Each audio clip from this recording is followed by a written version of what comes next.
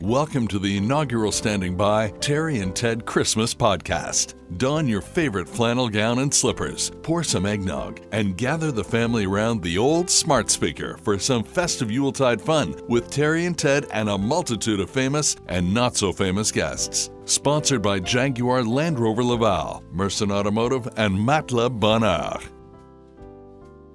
Hello, I'm Paul Reid, and I'm one of a family of 16 children. We grew up together during the Depression years. Those years we shared with countless thousands. Poverty. Poverty that drew us closer together, especially at Christmas time. In the next little while, I would like to share some of my memories, personal memories, that might relate in some way to you and your Christmases past, and perhaps, in so doing, keep alive some of the beautiful traditions that make this time of year the warmest and most lovely.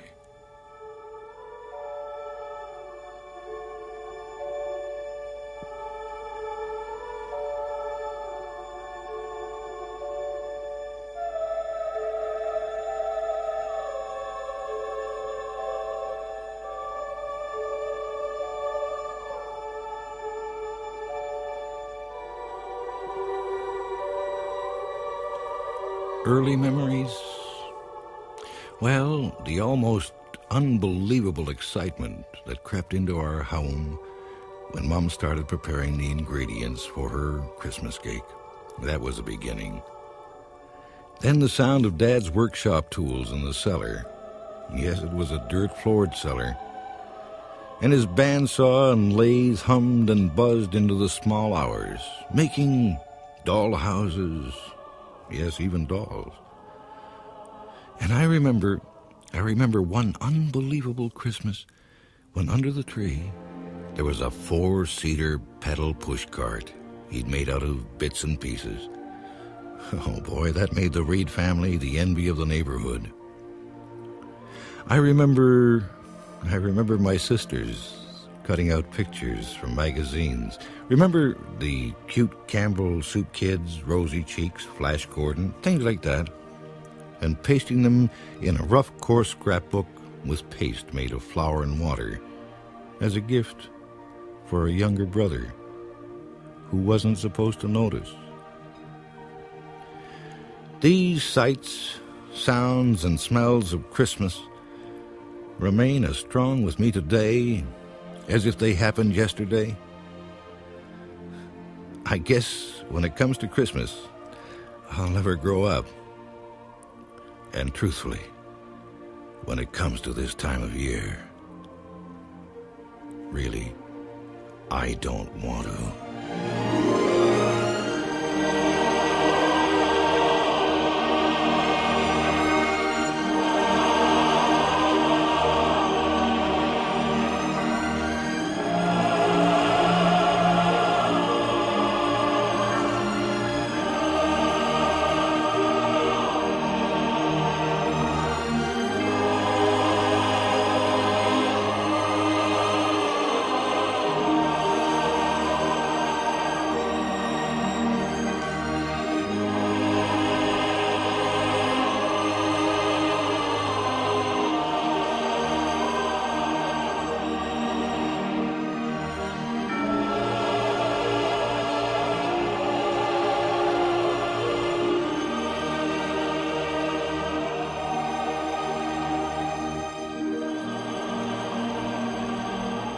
You may not recognize that voice, but that voice that has opened our Christmas podcast is the voice of the late, great Paul Reid. And I want to start by saying thank you to Mike Reid and the Reid family for allowing us to use that clip.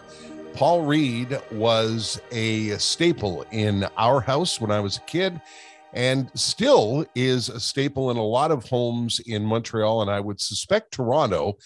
50 or almost 60 years since he recorded that Christmas show. Paul Reid passed away long ago, but his work lives on, and we thought that was an appropriate way to open our very first Christmas special. Ted the Bird, hello. Ted the Bird. That's me. I'm a Ted the Bird. Yeah.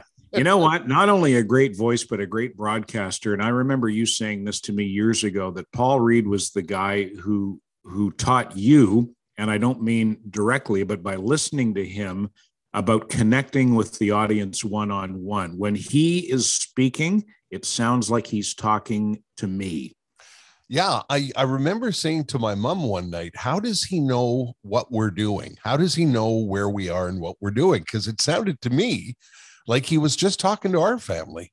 And that, as you know, Ted, is quite a gift. It's quite a it's quite a what's the word I'm looking for? It's such a big part of the craft of being a great broadcaster, and he was one of the best.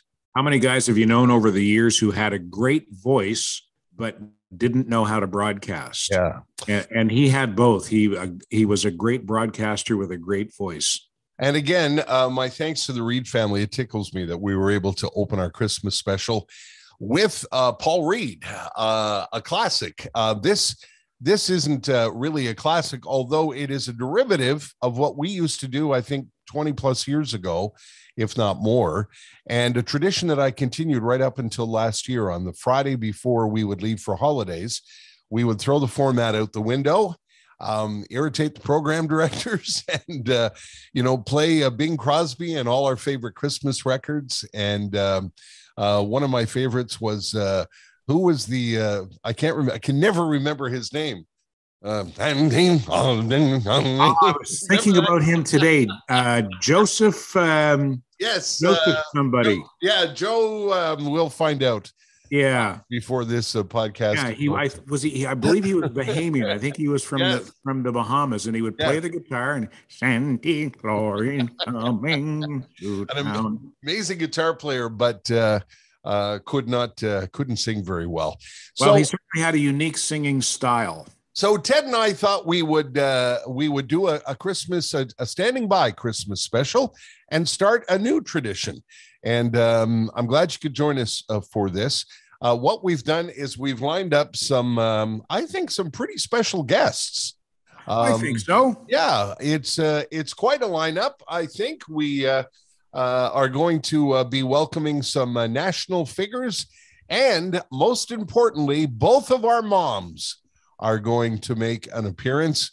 And at the end of this, a special performance, excuse me, by a longtime Montreal favorite and a good friend of mine now, Chris Berg, is going to close out the show for us later on.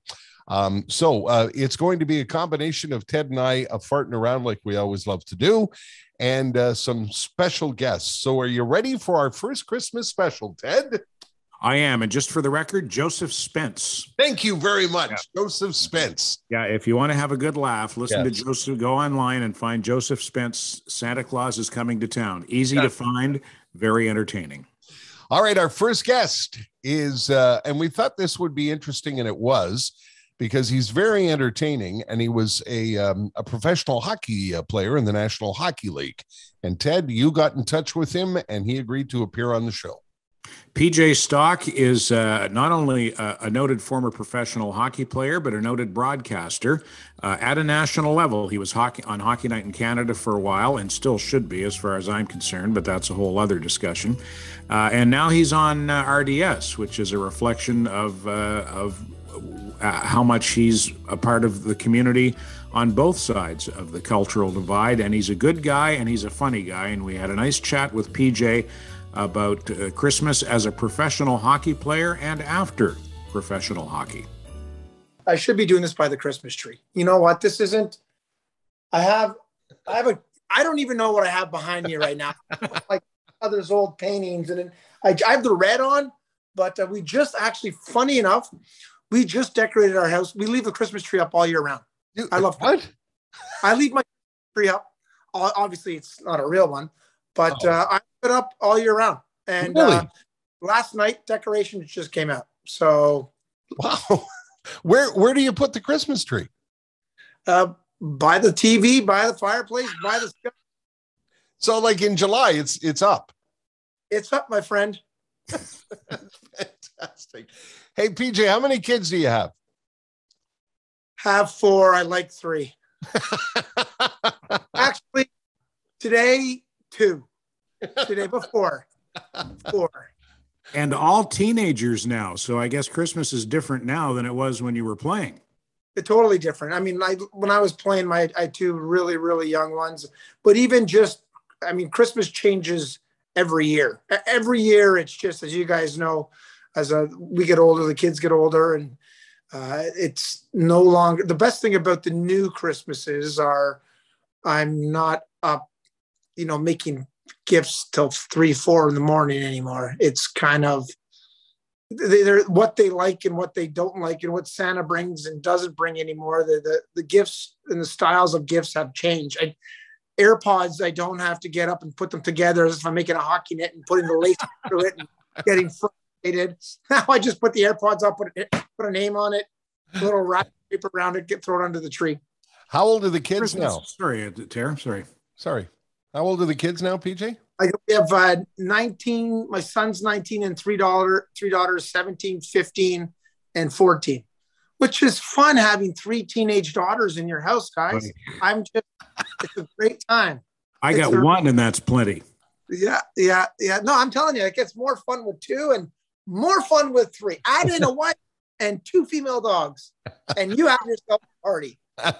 Hey, PJ, I was telling Ted before we started to record this, I remember as a kid, I remember the Montreal Canadiens being interviewed in the Star and the Gazette and talking about being with their families on Christmas Eve and then Christmas Day. And I think they were at practice or playing a game on Boxing Day. I think they got like 36 hours off for Christmas. And at one point, I think the CBA changed all that. When you played, what was it like to be away from the family? Well, we always had the league shut down for the 23rd, 24th, 24th, 25th, always. It's hard because I understand what hockey is, and it's the best time where everyone's at home and not working and can watch. And that's where the NHL and sports always try to, take advantage of a situation. And I remember growing up, my Christmas was always prior to playing pro hockey, but my Christmas and New Year's were always the same. It was always with my cousins. My dad had an identical twin, and the Christmas party was at our house or their house, and vice versa on New Year's Eve and New Year's. And growing up, New Year's was watching, the college championship in football. So that's when I got it, understanding at a young age. Yeah, it's a holiday. It's great. It's celebration. But we get the 25th. We would celebrate Christmas on the 24th at night. And my family all did it for me. And then quickly in the morning, and then back in the car and back to wherever we have. Wow. And that takes a bit of a toll on the family, didn't it? Oh no, they just loved it when I was gone. It was like everyone was excited. Dad's gone, or mom and dad are excited that their son's gone. It was just, I ate all their food, drank all their booze, took all their presents, or with my family just complained about everything else because the kids open the presents, but I have to clean up after them and do everything.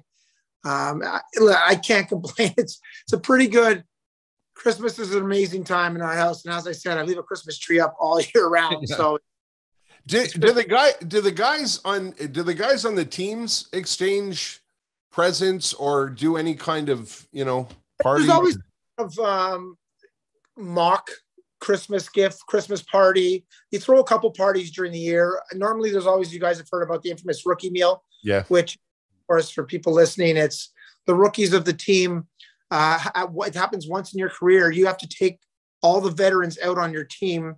And it normally happens on the road, so you're not in town, so everyone's around. So let's say I'm playing for the Montreal Canadiens, and your rookie meal is wherever you have like 2-3 nights off in a row.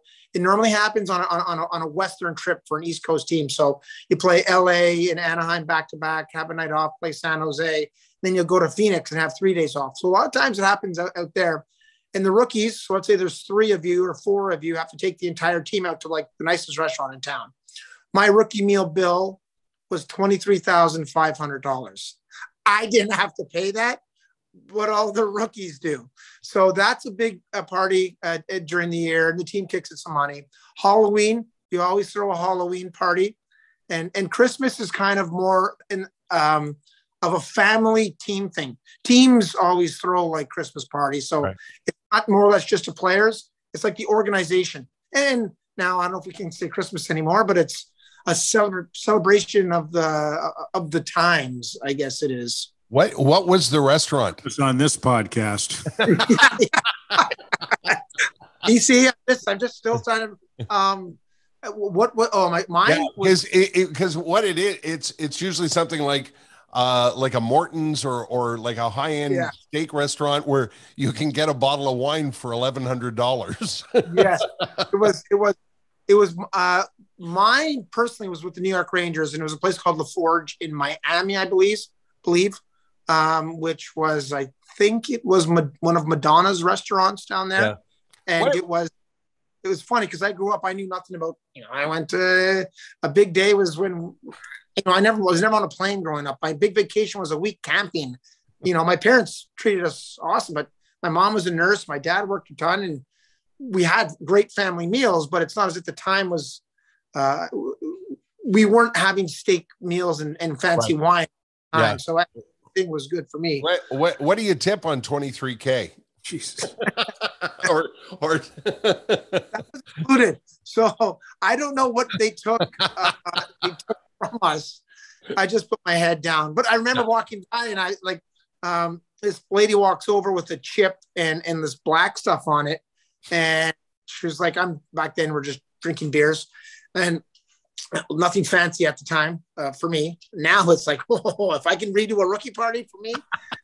Knowing what I know, I walk by and this lady walks by and here's, sir, would you like one? And I'm like, no, thank you. And Alf Samuelson reaches, you go, hey kid, you might as well have one. It's costing you about $500 a chip.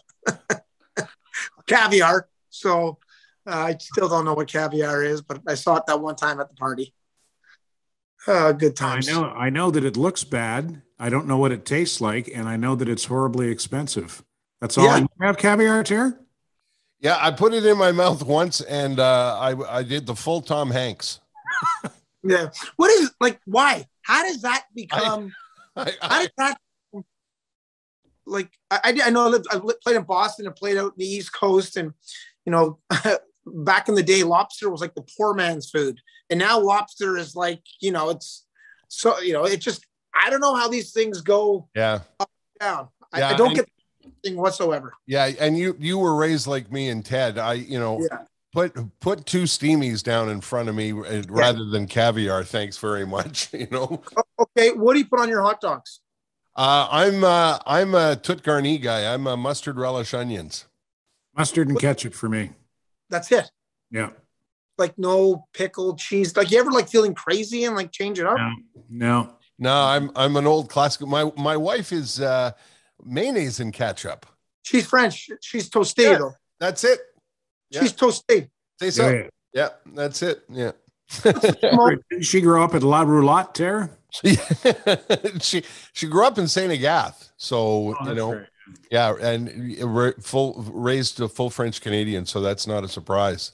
PJ, what's Christmas like in the house now? Do you do like we do everything. You do? Yeah, we're a big Christmas. We've kind of slowed down on the other festivities throughout the year. I make an excuse to celebrate St. Patrick's a couple times a year. But besides that, Easter's not kind of what it used to be growing. My mom and dad were amazing growing up. We had bunny rabbits all over the house and stuff this and stuff that. Halloween obviously was a big one growing up. And while our kids were young, we tried to do all that stuff, but there's nothing compared to Christmas in our house. My wife loves cooking, and she puts I grew up, my mom did an amazing job cooking, but my wife has taken it to a whole new level. We love having, again, I have 4 kids. My brother, when he was with us, has 3 kids, and my sister has 2 kids. And, and we get our cousins involved, and it's a big party. And that's all that it is. It's like everyone kind of gets together. We make too much. It's fun. It's so funny. Like I don't know. We just all eat too much, drink too much, and then complain about it all the next day. I think that's what Christmas is. Yeah. Is it a like turkey cranberry traditional sit down? everything. Like, it's funny because I've tried to eliminate this for the last so many years, but everyone feels like they have to bring something. So they always want to bring appetizers. And the problem is we get stuffed on appetizers, and then we have a 40-course meal coming up of just, I give my wife heck because she loves adding butter into everything. Like, just butter into the, and I'm like, hon, I can't eat anymore. And I'm going to blow up. But there's like, if you pick, there's homemade cranberry sauce, and there's, 10 kinds of vegetables. There's potatoes this way, potatoes that way, potatoes this way. There's butter just falling out of it. There's kinds of breads. There's cranberries. There's peas. There's carrots. It's just gravy boats and trains going here, and wine just spilt everywhere, but no one cares because they can't move because their pants are undone because they're burping and sitting at the table and all trying to wear something nice to make yourself look sophisticated as you're sitting around the table burping with like gravy and wine spilt everywhere. Like, this is a great night. So is it extended family as well, PJ, or just your immediate family? We do we do. You know what's funny? Why don't we do turkey dinners more throughout the year? It's the best meal all the time. I agree. And I don't know why we started adding them in, just like, hey, let's get a small turkey. Yeah. I don't know why we save it just for that night. It's a great, but we do everyone and anyone and everyone we invite. Christmas is my family. So it's me, my parents, my kids, my sister, her kids. We try and get my brother's kids up for Christmas. And then New Year's is a kind of like, it's always been attached in our family, Christmas and New Year's. New Year's is just another reason to eat too much, drink, and sit around and undo your pants because you've just mad at yourself for eating too much. But that's cousins and everybody else. PJ, you look like you could play tonight. You look like you're still in playing shape. Are you one of those pain in the asses that can stuff your face and not gain a pound, or are you really rigorous? No, I've learned from Instagram that right lighting and angles and clothes and how to put your face is kind of the whole thing. I've and actually filters. Dynamic beard right now. My beard is actually pointed forward, so it makes my I haven't learned that. No, I'm not as much of a. I love eating. I can eat a ton, but I'm more into like sitting down and I like taking it all in. I like watching the kids, and I don't eat. I eat all day, all night. Like, all you need that night is just like I said. I'm so excited, and then you get there, and then you get to that phase where you're like, "Why did I do this? Why?" The remorse. I feel disgusting. You have nice wine and you're burping, and then it's just you walk by and someone takes out the cookies, and you're like, "Oh, why not?" Yeah, our favorite excuse is, "Well, it's Christmas. It's Christmas." Is your job on the La Télévision going to affect your time with the family this year? I always shotgun Christmas off. I said I'll do any night, anytime. I prioritize my family for all that, but Christmas is ever since I was it's always been prioritized, and we don't have games on Christmas. There might be something on New Year's. I don't ever do it, but the World Juniors goes on around that time. And that's another thing. We talked about us being away for Christmas. That tournament that's what we've been watching for Christmas and New Year's for years. And they're the kids. They're the kids that still kind of enjoy all that stuff, right? So and I understand, as you get a little older, you understand it. It's a business, and again, it's kind of a religious holiday anyways, but don't say that in our house because it's like Christmas is Christmas, and it's an amazing time, and I prioritize that for our family. Broadcaster, father, and all-around great guy and funny guy too. Very entertaining to talk to. Our thanks and a Merry, Merry Christmas to PJ Stock and his family.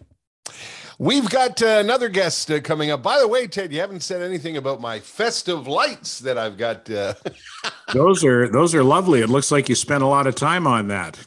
Yes, I was up all night organizing those. It looks like something that a sailor would have thrown when the boat comes to the pier. Something that a sailor throws a rope and just hopes it catches on something. Well, I was looking. I couldn't find my goofy Christmas hat that my wife Jess hates so much. It's the one that has the tail that and the hat sings. I wonder what happened to it. Very much. And she probably lost it somewhere. And so I thought I would put some Christmas lights up, but unfortunately, daylight is having its way with the Christmas lights, so you can't really see them. Oh, you know what? Better that than nothing at all. I'd say I've got nothing at all, and now I feel bad. Oh, don't feel bad, Ted. All right. We're going to talk more about Christmas individually as the podcast moves forward here, but it's time for another guest. Our next guest is Maureen Holloway. Maureen Holloway was a dancing partner of mine on the radio when I think I was at the Mix. Did she ever work with us together, Ted? Not on a regular basis. I think that we engaged with her randomly a few times, but she was never a regular part of the show when I was on with you, no. But I've known Mo for many years, and I love her. Yeah, she's an absolute delight. She's just a wonderful mom, a wonderful friend. And I worked with her. She was on the air with me 3 times a morning when I was in Calgary. And when I came back to Montreal, she joined the program. And then, oddly enough, the corporations got involved and made sure that she couldn't talk to me because I worked for one of the evil empires and she worked for the other. Anyway, we're talking about Christmas today. And I thought Maureen Holloway, who's the mom of 2 wonderful boys, who are grown men now. Is our next guest. We got together with Mo on Zoom, of course, and talked about a number of things, including her recent departure, he said with his eyes rolling, from a very popular morning radio show in Toronto, and got to talking about Christmas and how they were going to celebrate. Is this going to be like a Christmas Carol where Peter Mansbridge plays the ghost of Christmas past and Jana Arden is the ghost of Christmas present, and I'm the little You're boy. deaf. Yes, you are deaf. Tiny Kim. God bless us, everyone. And that is my father, the bookkeeper. I don't know. I'm working on it. I thought it was, I thought people would be interested in, everybody has Christmas traditions. And I think, we 3 were very lucky. We grew up in families that, made Christmas a big deal. And I know not everybody did, but I always think it's fascinating, I don't know about you, but, around Christmas time, I drive by houses, on the 23rd or 24th, I'd be driving by houses and look in windows and think, geez, I wonder what their traditions are. I wonder what they're up to. I wonder, and you're still in the car when you're looking in the window, right? You're not like looking up at the house and looking in. Is that Terry DiMonte? Hey. I could have swore I saw Terry DiMonte looking at her window. I guess he's not handling retirement well. Worse than we thought. I'll tell you a funny, like the weirdest Christmas that we ever had. And by we, I mean what we call the little family, me and John and the 2 boys, as opposed to the extended family. And I think it was about 20 years ago. And there was a famous interior designer who had a television show. And she or her people asked me if they could come and see how we celebrate in my house. And so we said, oh, okay. I'm kind of flattered by that, except they shot it in October. So I said, well, we're not decorated yet. They said, oh, no, don't worry. We'll do that. We'll decorate your house for you.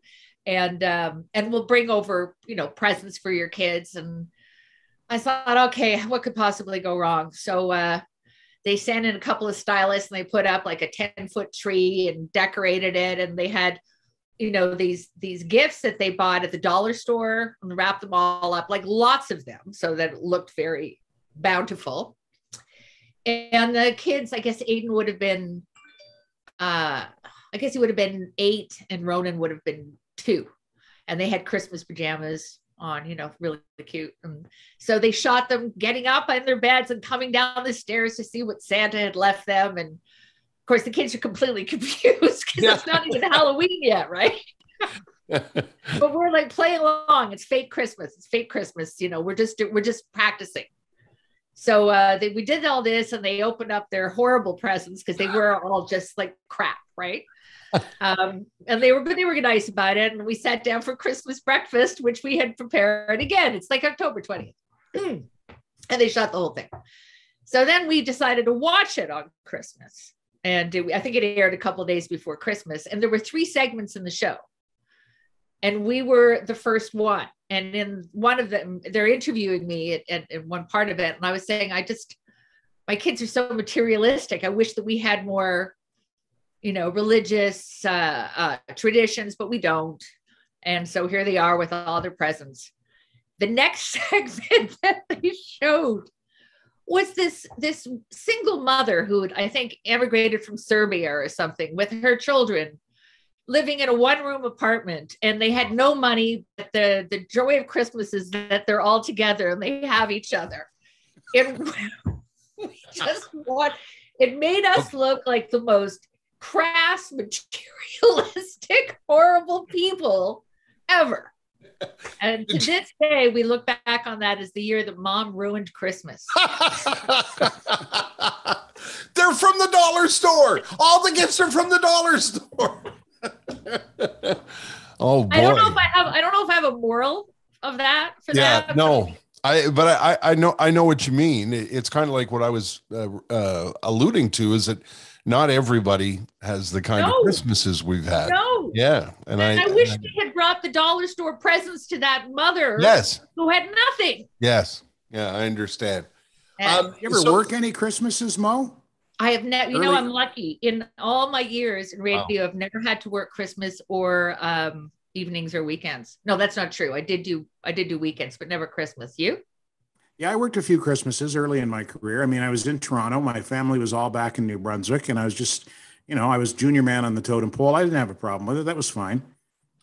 Yeah, same thing. I remember when I first began to work in Winnipeg, my second job in radio, and the boss said to me, you can have one. You get either New Year's or Christmas off.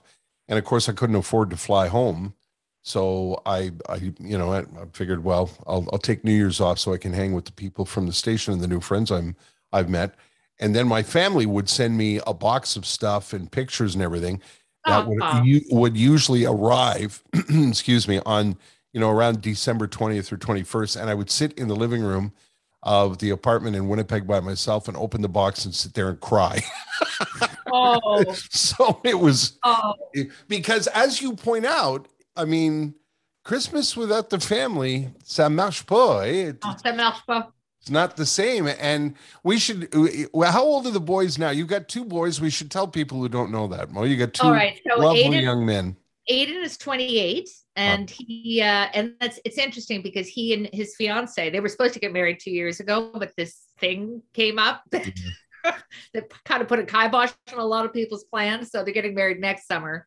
So we're in that sort of transitional phase. And Ted, you might be going through this with your boys, where they have to decide now who they're spending Christmas with. I mean, you can't dance at all weddings. And we've been spoiled that we've had both boys. Oh, I have another son, Ronan.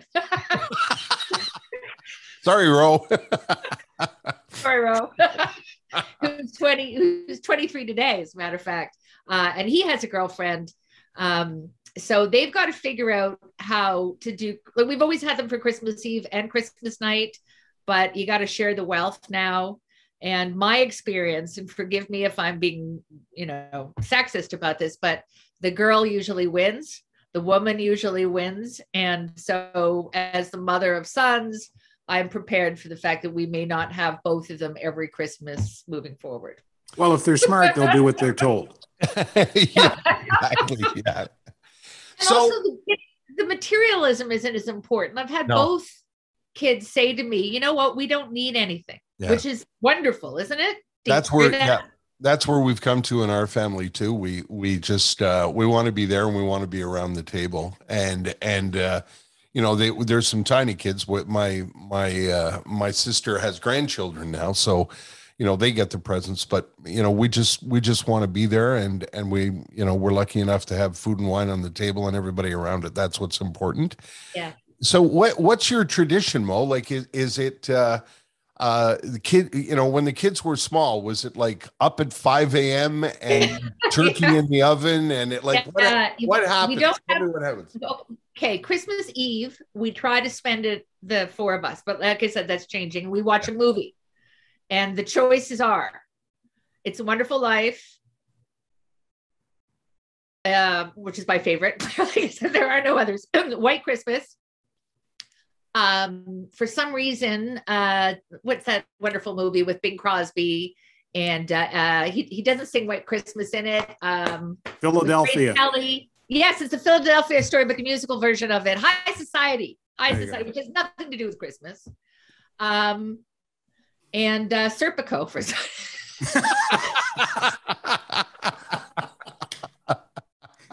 Well, I don't know. yeah.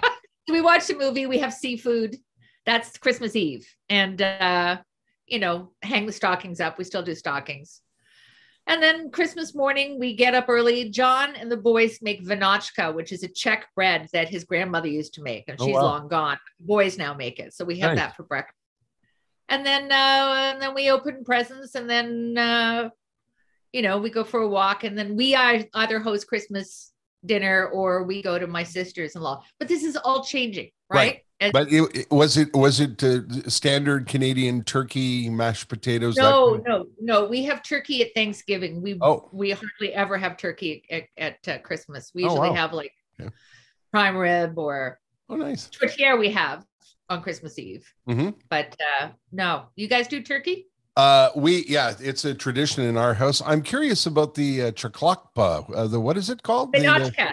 Vinochka. What is that like a Christmas bread? It's like a braided. Okay. You make the dough and you braid it, and you put sesame seeds and raisins. And, So and it breaks. It's like it's an Eastern European. John loves it. I can't stand it. It's dry as hell. Oh, great. Vinochka. So you've got an Eastern European husband and two sons with Irish names? Well, John's his father was from Prague, and his mother was 12th generation Canadian, with an English accent. Yes, right. And my dad was Irish, and my mother was from Baie-Comeau. So yeah, we've got a few traditions there. So what happens, because we're talking in November, what's on the agenda this year? Well, now that things have changed in the house, you're not working. The boys are on the verge of marriage. Like what? Well, the presents are going to be a lot more modest. I can tell you that. The not working part somehow affects that. Everybody says to me, "What do you miss the most?" I said, "Well, I miss telling stories and I miss the money." That's exactly how I feel about it. Yeah. Take it from me. You get used to it. Always laughs when Maureen Holloway joins us either for dinner or in this case on a podcast, Ted. An absolute delight she is. She's a lovely gal. Yeah. Maureen Holloway, to you and John and the boys, a very, very Merry Christmas. Merry Christmas to you too, Ted. Thank you, Terry. You too. Have you got big plans, by the way? Do I have big plans? Yeah. No, I'll just spend time with the kids, and I'm actually going to have a Christmas Eve dinner with my children at my ex-wife's house. So that should be interesting. Okay. Yeah. All right. Well, it'll be fine. It's for the kids. Yes. Yeah. Yes, and also I would without spilling personal beans. There is a lovely level of détente. Well, there needs to be. Yes. And again, for the children, there has to be. Yeah, absolutely. And for my own peace of mind as well. Of course, yes. You can't walk around being pissed off for the rest of your life. No, and Christmas time is a time for families to get That's together. right, yeah. Be nice. It's time for love. It's a time for love and fucking forgiveness. Yeah, that'll come out. That'll come out in post. The kids are listening to. I know. I'm just kidding. I'm kidding. By the way, you haven't said anything about my Christmas frock. Yeah, is that a frock, Friar Tuck? Yeah, it's a it's a red hoodie. It's the best I could do. Yeah, well, I got a black T-shirt on, like I'm in mourning or something. Don't be scared of our next guest. He is a lovely man, and he is not bringing. Well, he is going to bring a tone of what's the word I'm looking for? Gravitas. Gravitas to the podcast. I have always been a fan of, as millions of Canadians are, of Peter Mansbridge. Peter Mansbridge is. Well, he's a national treasure. He was, to a generation of Canadians, the Walter Cronkite of the nightly news. Every night for many years, he was in the chair hosting the National. Fascinating guy that I had a wonderful chat with about all kinds of things that will appear in another podcast in the new year.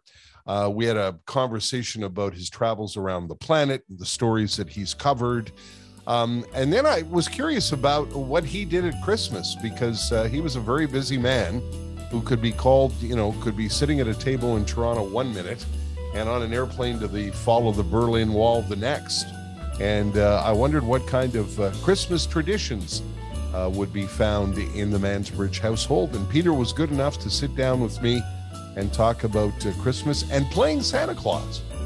I wondered if you'd share a couple of stories about tradition in your house, what you did at Christmas. I mean, I know you got to a point in your career where I'm sure you could have said, I will be off starting this date and I will come back this date. So I'm guessing it was an important time to spend the holidays with family. And I was wondering what kind of traditions you had at Christmas. Well, you're right. I did get to that position a long time ago where I didn't work Christmas Day. But I did, there were a couple of years that I rented a Santa suit and went into the newsroom and tossed little gifts around. But that was a tradition I didn't keep going. Because I started, when I realized that I didn't have to put a pillow in the suit, I thought, okay, I'm not doing this anymore.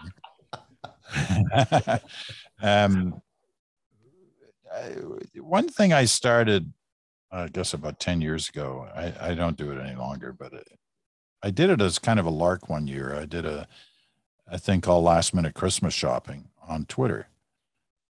And it really took off. I mean, I would go to like crazy places like the Canadian Tire or Home Hardware, and I'd look for the most outrageous things that you could, buy your spouse or your kids or someone. And I do like 20 or 30 posts on the afternoon of Christmas Eve, which was always a great time to shop because there's nobody around. That was the one thing. There were no crowds. The bad thing was you had no choice. You had to get something. And that actually developed into quite a audience grabber, and people were pissed when I stopped doing it a couple of years ago. I still get stuff. I still get notes or tweets from people saying you better do it this year, but I won't be. Okay. No, listen, it's become, it's very much a family time for us as well, and to remind yourself of the good things in life and the fortunate things in life, and to recognize that you're also in the position to be able to do something to make others' lives happier. Was it big when you were a kid, Christmas in the house? There was a degree of excitement to it, but my parents, and especially my father, taught us not to expect, not to go overboard in expectation about what was going to happen on Christmas morning.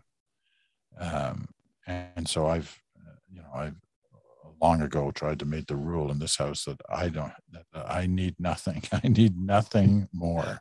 I have like enough stuff. And, when you're my age, you spend more time moving stuff out of the house than bringing new stuff in. Yeah. Is there a traditional meal? Well, turkey. Yeah. I mean, I love turkey. Yeah. And count on it. And we try to have family, outside of the immediate family and friends, over for Christmas dinner. So that's all good. I don't know about you, Ted, but whenever I hear Peter Mansbridge's voice, I think of certain events in history. I remember, him covering the Berlin Wall. I remember him, covering, all the elections, the Canada Days. There's just something that's consistent with, the sound of his voice and memories for a lot of Canadians, I think. I just want to know when the bidding war starts for our podcast. So that I can get my condo in the city and my country home in Scotland. I'll keep you posted. Would far, you? Yeah. Yeah. I keep my phone close by, but so far it hasn't rang yet. So my thanks to Peter Mansbridge for sitting down and spending time with us and talking a little bit about Christmas traditions in his house. You're listening to Standing By, the Terry and Ted Christmas Podcast, a holiday season tradition since earlier today. Sponsored by Jaguar Land Rover Laval, Matelas Bonheur, and Merson Automotive. As we brace ourselves for another long, cold winter, our friends at Jaguar Land Rover Laval have some good news for ski lovers. In partnership with Les Sommets, Jaguar Land Rover Laval has sponsored a new heated terrace opening this year at Sommet Saint-Sauveur. Located in the new building near the Summit Express lift, the 27 by 45-foot terrace will be heated, fitted with an outdoor natural gas fireplace, and will offer takeout access to the new cafe, including Nino and Renato Di Cabellis' favorite espresso, no doubt. The Jaguar Land Rover Laval terrace is part of an exclusive 3-year investment made by the dealership to partner with the Les Sommets ski chain. It's reflective of Nino and Renato's ongoing commitment to the community that their dealership serves. It's tough to throw a rock and not hit a Land Rover in the Laurentians, but Jaguar Land Rover Laval is opening the fun to everyone this year. They'll be showcasing their vehicles on the hill and featuring interactive activities for skiers to win prizes, including a weekend with your own Jaguar or Land Rover. An official launch date is imminent for the 2021-22 ski season. Watch for Jaguar Land Rover Laval on the Les Sommets ski hills this winter, and you'll probably catch me on the new terrace nursing my hot chocolate. A holiday tradition as cherished as Uncle Billy falling down the stairs and taking out the fully decorated tree. It's the Standing By Terry and Ted Christmas Podcast, sponsored by Jaguar Land Rover Laval, Matelas Bonheur, and Merson Automotive. I was just about to say we're back, but we didn't go anywhere. We didn't. No, we've been here the whole time. We're still here. And I'm Terry DiMonte, and that's Ted Bird there. And this is our... Did we call it an inaugural podcast? I believe we did. Why is there a little hand on my? You see on my screen there? Do you see a little hand? I don't.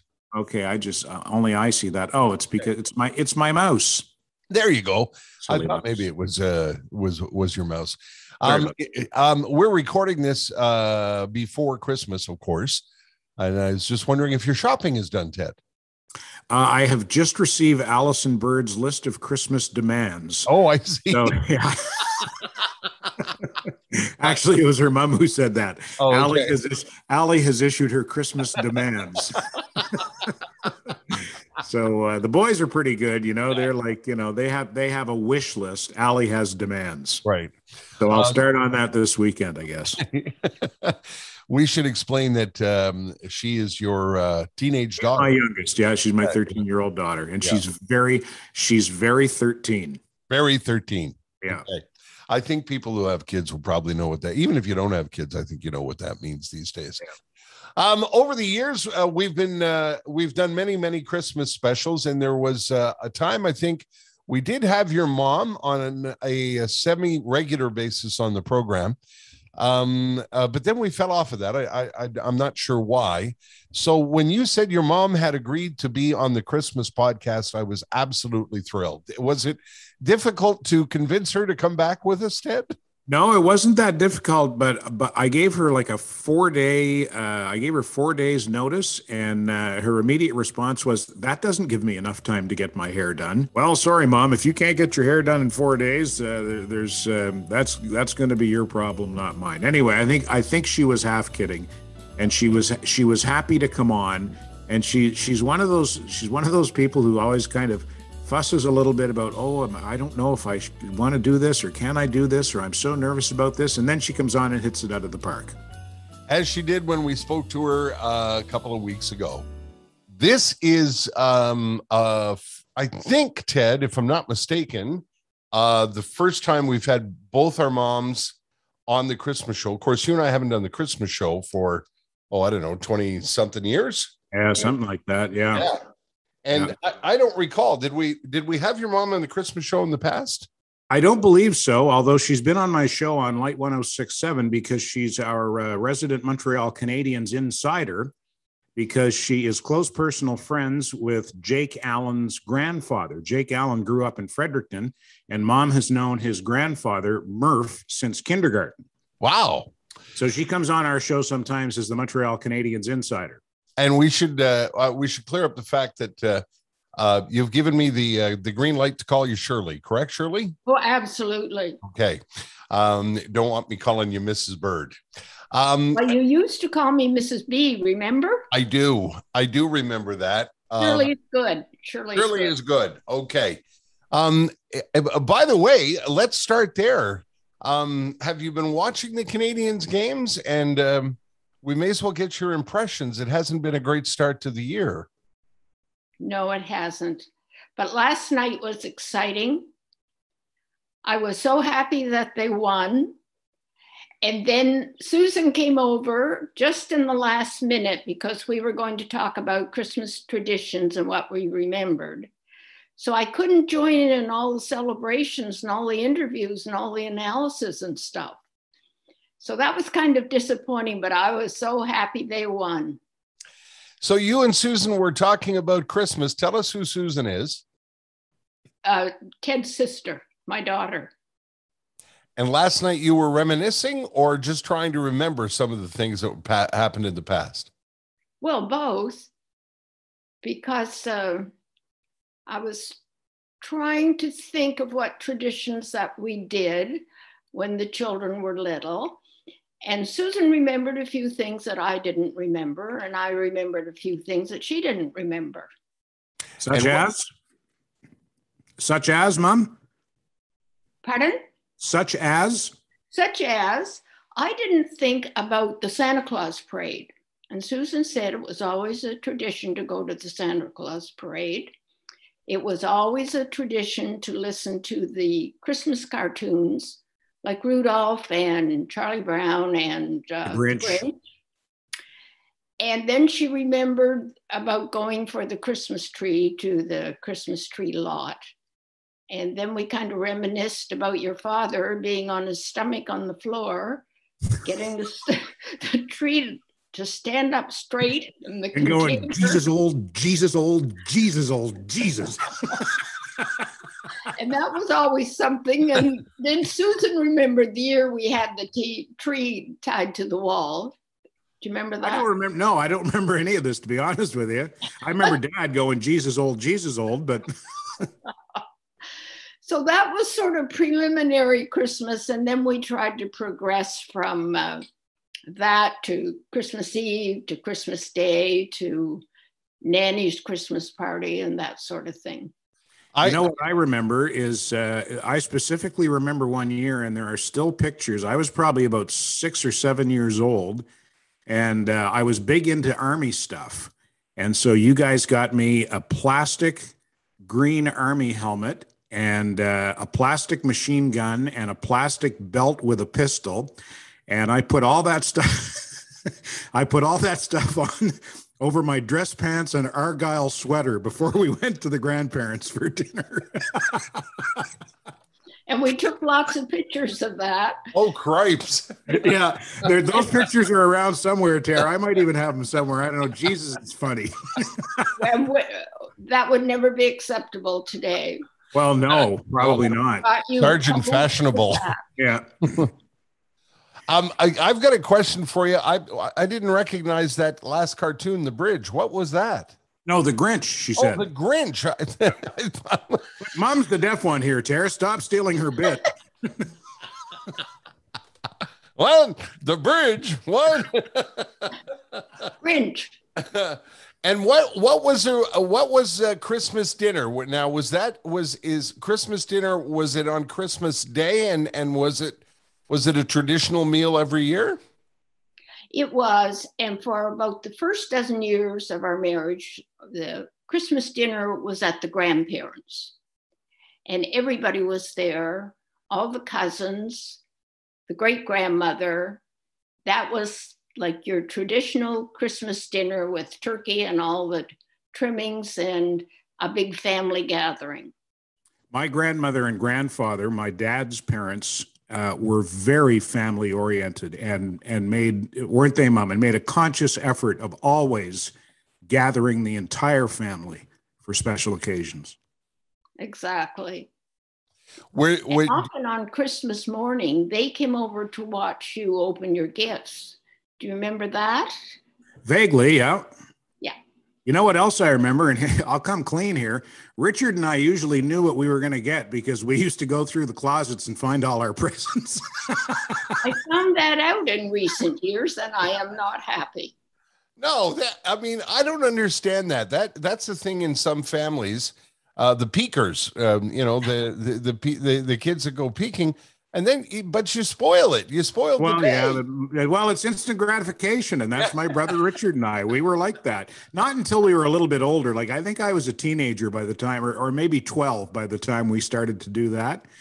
Prior to that, I can remember coming out on Christmas morning and finding stuff under the tree and being very delighted at what I found. I can also remember, and I don't know if you were the same, Tara, I can remember on Christmas Eve not being able to sleep because I was so excited. Absolutely. So excited. Yeah, absolutely. And we were told in our house, and I think this may still be true, that if you were awake when Santa came, he would fly by the house. So you better get your ass to sleep. Do you remember us? Other than the Sergeant Rock outfit, do you remember a particular present, Ted, that made your eyes pop out of your head? I do. That Hot Wheels track that went down and then had a loop. Yeah. I got that one year. I was about 10 years old. I thought I was going to have kittens. I was so excited. And I can also remember Mom and Dad would say, Santa Claus has got $25 to spend on you.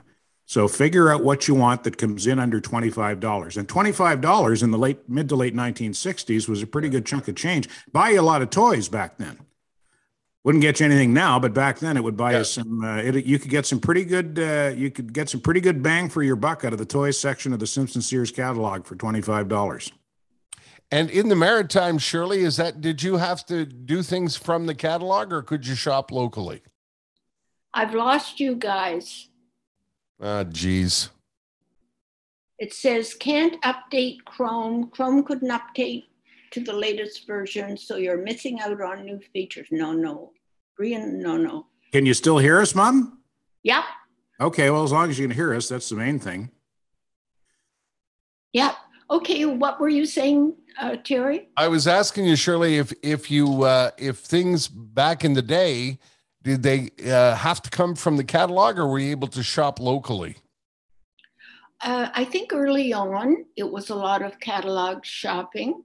Probably with young children, you didn't get out to shop so much. But then later on, it was you go to the stores, that sort of thing. Can you remember any family disasters? I don't think so. Okay. When I say family that's the diplomatic answer. When I say family disasters, I'm thinking, spilling the gravy, setting the tablecloth on fire, that kind of thing. I'm not looking for the year Uncle John and Auntie Flo throw drinks at each other or anything like that. I don't. I think it all went very well. Probably because we were eating at the grandparents. So. Oh, there you go. Okay. Yeah. So Harry, I didn't have to worry about the big Christmas dinner until later years. Yeah. Harry, what's the story that you tell about Uncle Harry falling down the stairs? Was that, or did you just make that up? Because it was laugh every time. Yeah, it was Uncle Billy. Uncle Billy was Uncle Billy was one of the family's notorious drinkers, and everybody in the family and around the family knows about Uncle Billy. He loved to have a drink or 20. And by the time one Christmas party, there was a party at the house, and we lived in a house that didn't have a finished basement. The basement was cut out, and we put carpet down there, and until my parents were able to afford to finish it years later. In the early days, the Christmas tree went down there, and when we had a party, that's where a lot of people could go. And we, as kids, weren't allowed at the party, but me and my buddy hid under the stairs so that we could listen to the adults having fun and drinking and dancing and having a good time. And we heard, Uncle Billy at the top of the stairs say something like, and then we heard, kunk, kunk, kunk, kunk, kunk, kunk, kunk, kunk, kunk, kunk, kunk. And Uncle Billy came down the stairs at about 33 miles an hour and used the Christmas tree to stop himself, and then grabbed the Christmas tree and hauled it down.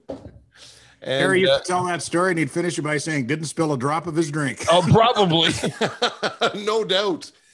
So yeah, it's a famous story. And that's what I mean about, family disasters. Our good buddy, Blair Bartram, talks about his mother making the plum pudding and being a little tipsy as she brought it to the table and poured the flaming whiskey on the tablecloth. And, those kinds of things are things that, baking disasters. I mean, every family has a story of that nature. That's what I meant. Of course, also, it can be a tense time when the family gets together. So there's those kinds of stories, but that's not what I meant.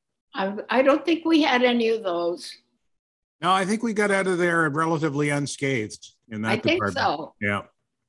So tell me, Shirley, what does Christmas entail now that, in this day and age, families are all hither and yon and far flung? And what do you do now for the holiday?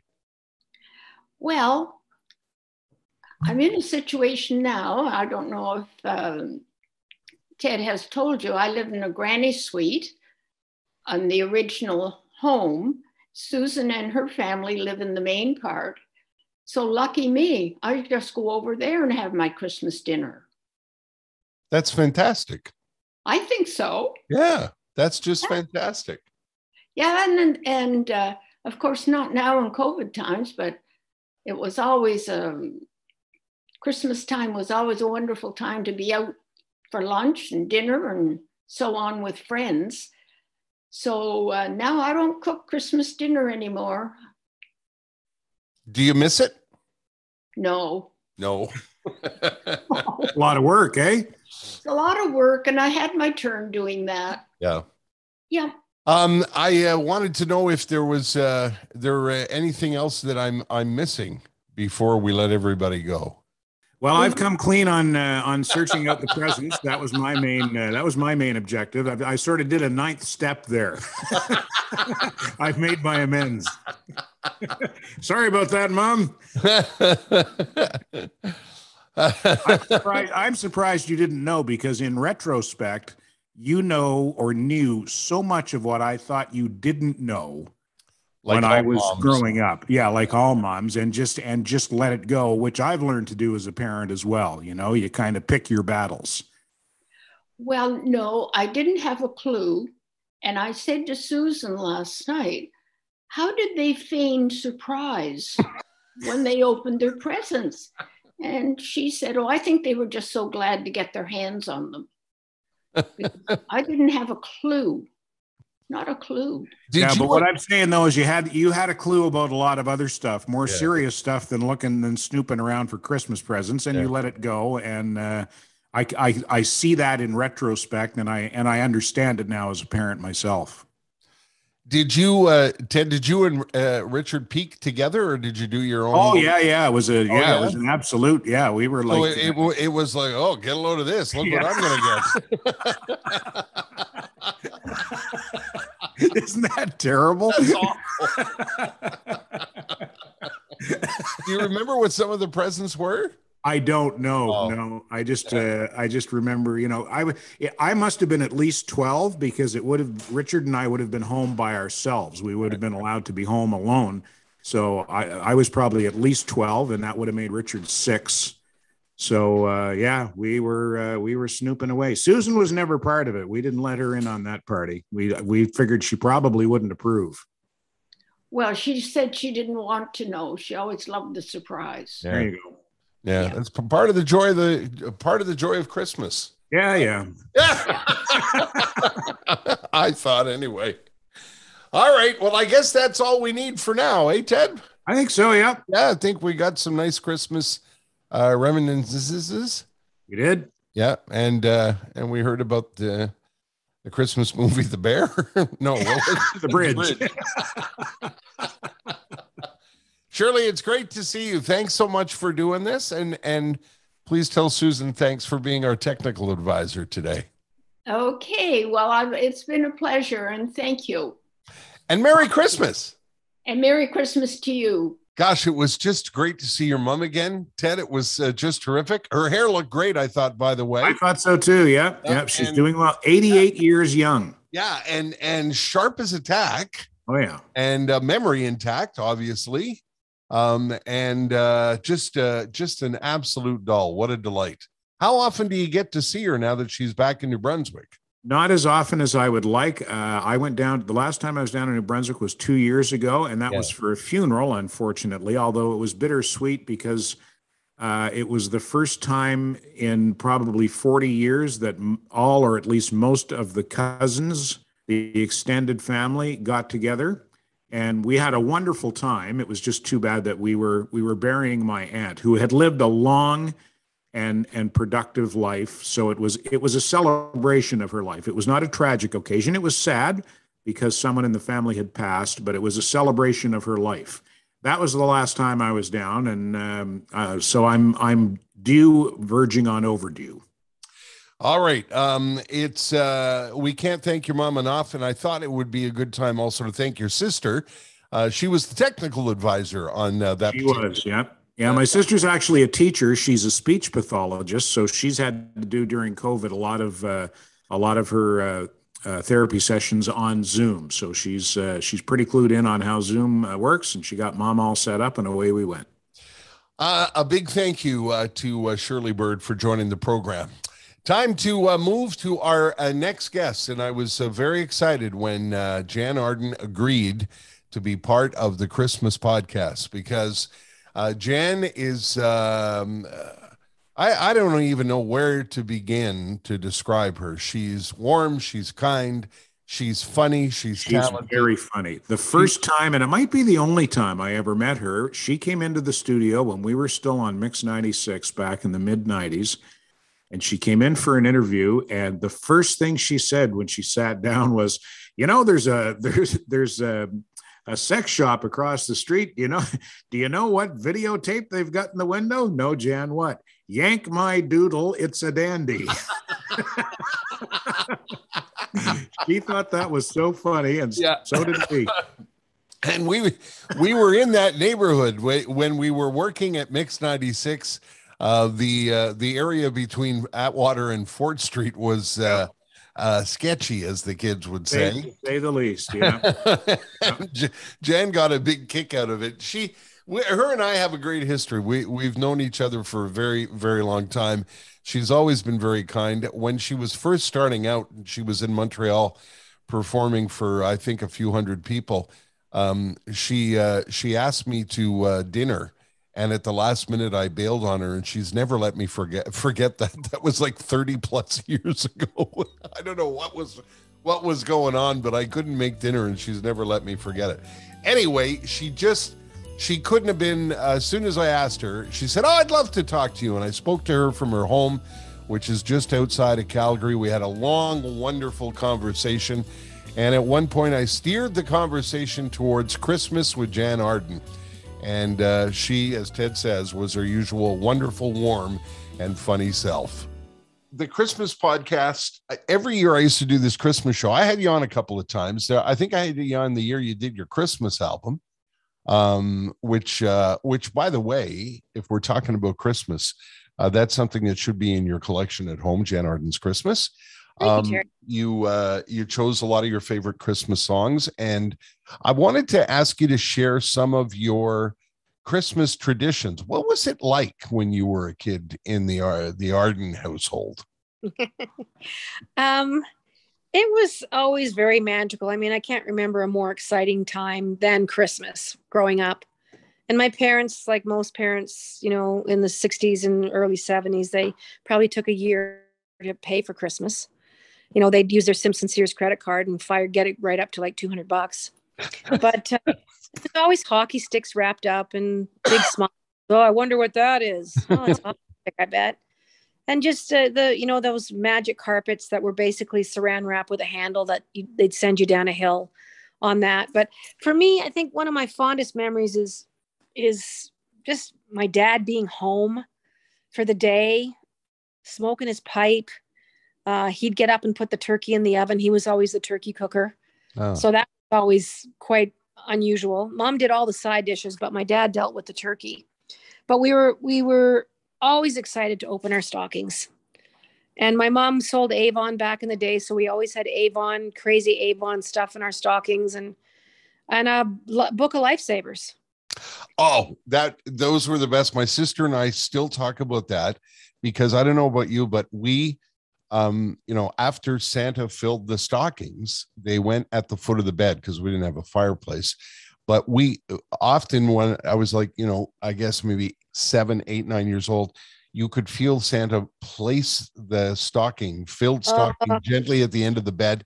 And you didn't dare open your eyes because you knew if you opened your eyes and you saw Santa, you were in trouble. And in that stocking, one of our favorite things was the Lifesavers book. And now they're pathetic. Yes, they are. Hear me. Get your shit together. You need in order to have a book, it needs to open. And you need to put a little care into the cardboard packaging, and you need to have 10 flavors in there. Yes. You need to have wintergreen and the cherry and the variety, all sorts one. You got to have whatever. There were so many great ones that we would trade, the butterscotch and the winter. I was just, they suck now. That's all I'm going to say. But that was a very fond memory. And did you do the stockings before the presents? Did you get to the stockings? The stockings were hung up. We did have a fireplace, and we would open those first. And that was just always the favorite. And my mom always looked tired. And, she had her apron on. And then my grandparents would come through the front door. They were the only people that ever used our front door. Why they even put a front door in our house is beyond me, because really? No one ever used it. No. Wow. And they'd come in and they'd have all the gifts for us, like about 3:00 in the afternoon, in a laundry basket. And then in the other laundry basket that my grandfather was carrying, there would be 2 pies at the bottom of the laundry basket. She always brought pies, and they were just the best crust and the best. They just were, it was wonderful. And then we just would have dinner, and we'd probably watch Scrooge or something. Every year you'd watch the same damn thing. And then by 6:00, everyone was eating turkey sandwiches in little buns stuffed with, cranberry, and Dad would put fresh onion on them. So I think back to that, and it doesn't even seem real to me. What I wouldn't do to peek my head around a corner as an adult now to look at that family and to look at that scene. I know how you feel. I was saying to my wife last week, I was looking at an old picture, and sometimes I look at an old picture and I close my eyes and I wish I could just walk into the picture for a minute and go back to that era and that time with those people. Yeah, it's hard getting older. It's hard. Yeah. I don't mean getting older. It's a triumph. I'm enjoying it. I don't mind the aches and pains, and it's a privilege to be here. But the responsibility, you just have to broaden your shoulders and accept the weight of what your humanity is, I guess, and the weight of loss, and somehow incorporate it into your happy times. I know my parents would want me to thrive and go forward, and there's lots of memories to create. I really do believe that the best is yet to come, and I feel like I have a purposeful life. But I'm very grateful to have those things rattling around in my head and thinking about them. I miss them. My parents, I feel like they should have gone a little longer, but that's just not how it worked out. What was on the table, and was the turkey stuffed, and what were the side dishes, and what was it a long sit down, and did you eat like midday like a lot of people on the prairies do, or did you yeah, I think it's good. That's a very good question. I think it was around 4:00. Mm-hmm. I remember just getting my fingers slapped countless times from pulling pieces off that turkey. My dad was always in there wiggling the leg, but seriously, that turkey was cooked from 8:00 in the morning till 3:00 in the afternoon. It was cooked, and it was stuffed. Dad would do the stuffing. It was my Mormon grandmother's recipe. It was milk and onions and tons of sage and salt and pepper and a pound of goddamn butter. I just got 2 loaves of stale bread stuffed into that bird, under the skin, under every crevice. And there was always green beans. There was always creamed peas and potatoes. No, creamed peas and carrots, like a flour milk mixture that got thrown. It was, we all ate it. I don't know why they did that to a perfectly good vegetable. Mashed potatoes, like a vat of mashed potatoes. And then always something, Mom would make something that she would try. Well, I thought I'd try something new this year. So it would be like a candied Brussels sprout or some kind of concoction that was sweet potato and rutabaga, and it was mashed up with corn flakes on top of it. I mean, it was just weird stuff. But then there was always so many pies. There was pumpkin pie, and Mom always bought tubs of ice cream from the co-op, like 5-gallon bloody pails of ice cream. There's a legendary in our house. One year my mom strayed. We had the same kind of meal every year, and one year she decided, she saw Pierre Berton on TV, and Pierre Berton had a stuffing recipe that she wanted to try. And Pierre was he was a great author, great Canadian, not much of a cook, I don't think. Didn't go over. Sorry about that. We still talk about it. Do you have a favorite? Was there one year where you had an eye-popping gift where Santa left you something that nearly made you pee your pants? I mean, I feel like I remember getting a little record player, and it was just like, I couldn't believe it. I just couldn't believe that, the speakers came off this record player and that you put records on there. That was mind-boggling to me. Skis one year, getting Rosenall skis was just like, holy crap. But I liked everything. My mom knew better than to buy us clothes and things like that. Yeah. But I remember in my 20s, they were still having us, out to the house in my late 20s, and Mom would get me luggage and pots and pans, and it got a little more practical as the years wore on. But I think they always went to such great lengths to make sure that we had stuff, and just wrapping it. And it was always so neatly wrapped. Yeah. I know my mom was up till all hours of the morning wrapping those gifts. I'm sure my dad did nothing. Yeah. In our house, it was, later on as I got older, I remember, a lot of things were, Santa would leave them unassembled. So Mom and dad would have to assemble some things to the wee hours of the morning. What's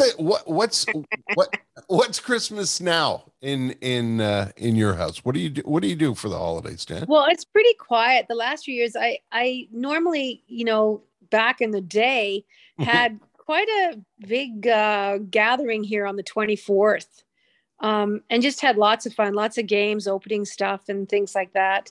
The last 2 or 3 years, 4 years, actually it's longer than that, I've been going back and forth to Europe. My dear friend Nigel, I'll be going over there just before Christmas this year. I'm actually going to Europe, and he's coming back here with me for Christmas. And I've got a bunch of, not a bunch, but 5 or 6 people coming for dinner and just playing some games and hanging out, watching movies.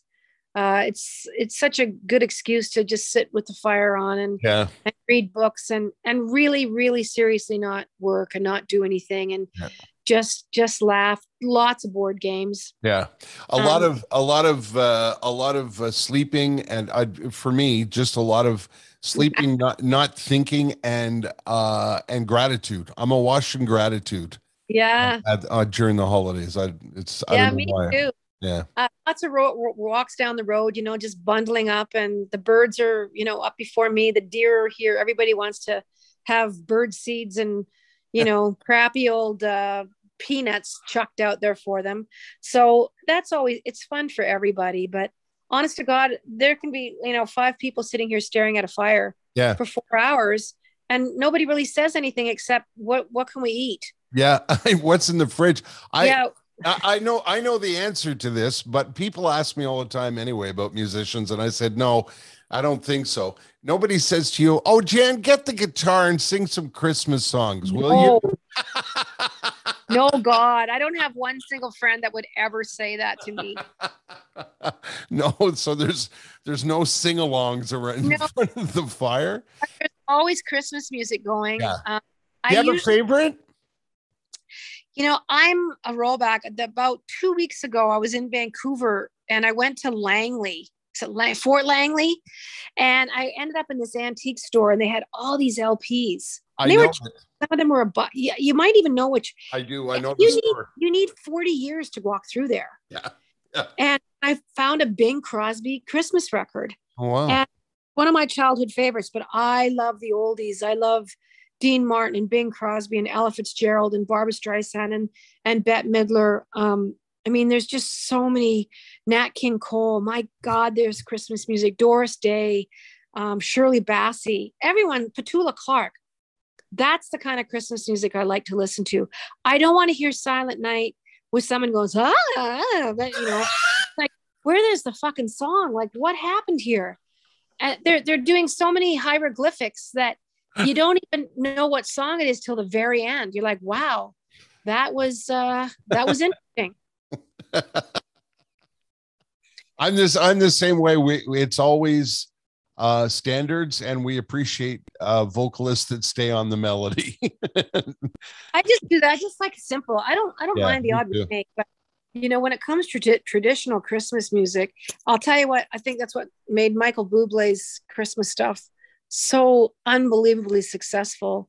When I think of Christmas music, I think of Burl Ives, and now I think of Michael because, and he probably doesn't really like it. I think Christmas has been a bit of his nemesis too, but the success he's had is because it's so good. The way he sings those songs, it brings you back to a place and a time that, like you and I were talking about, you want to step into the photograph. Yeah. Why do you think Christmas has been his nemesis? Well, I think there's lots of memes. With Michael, I think because he's had so much success with it, that of course, like anything else, when people get that successful, people want to kind of like just pull you down. Which it's hard to watch because I've only met him once, and I know you know him. He's one of the nicest people on the planet.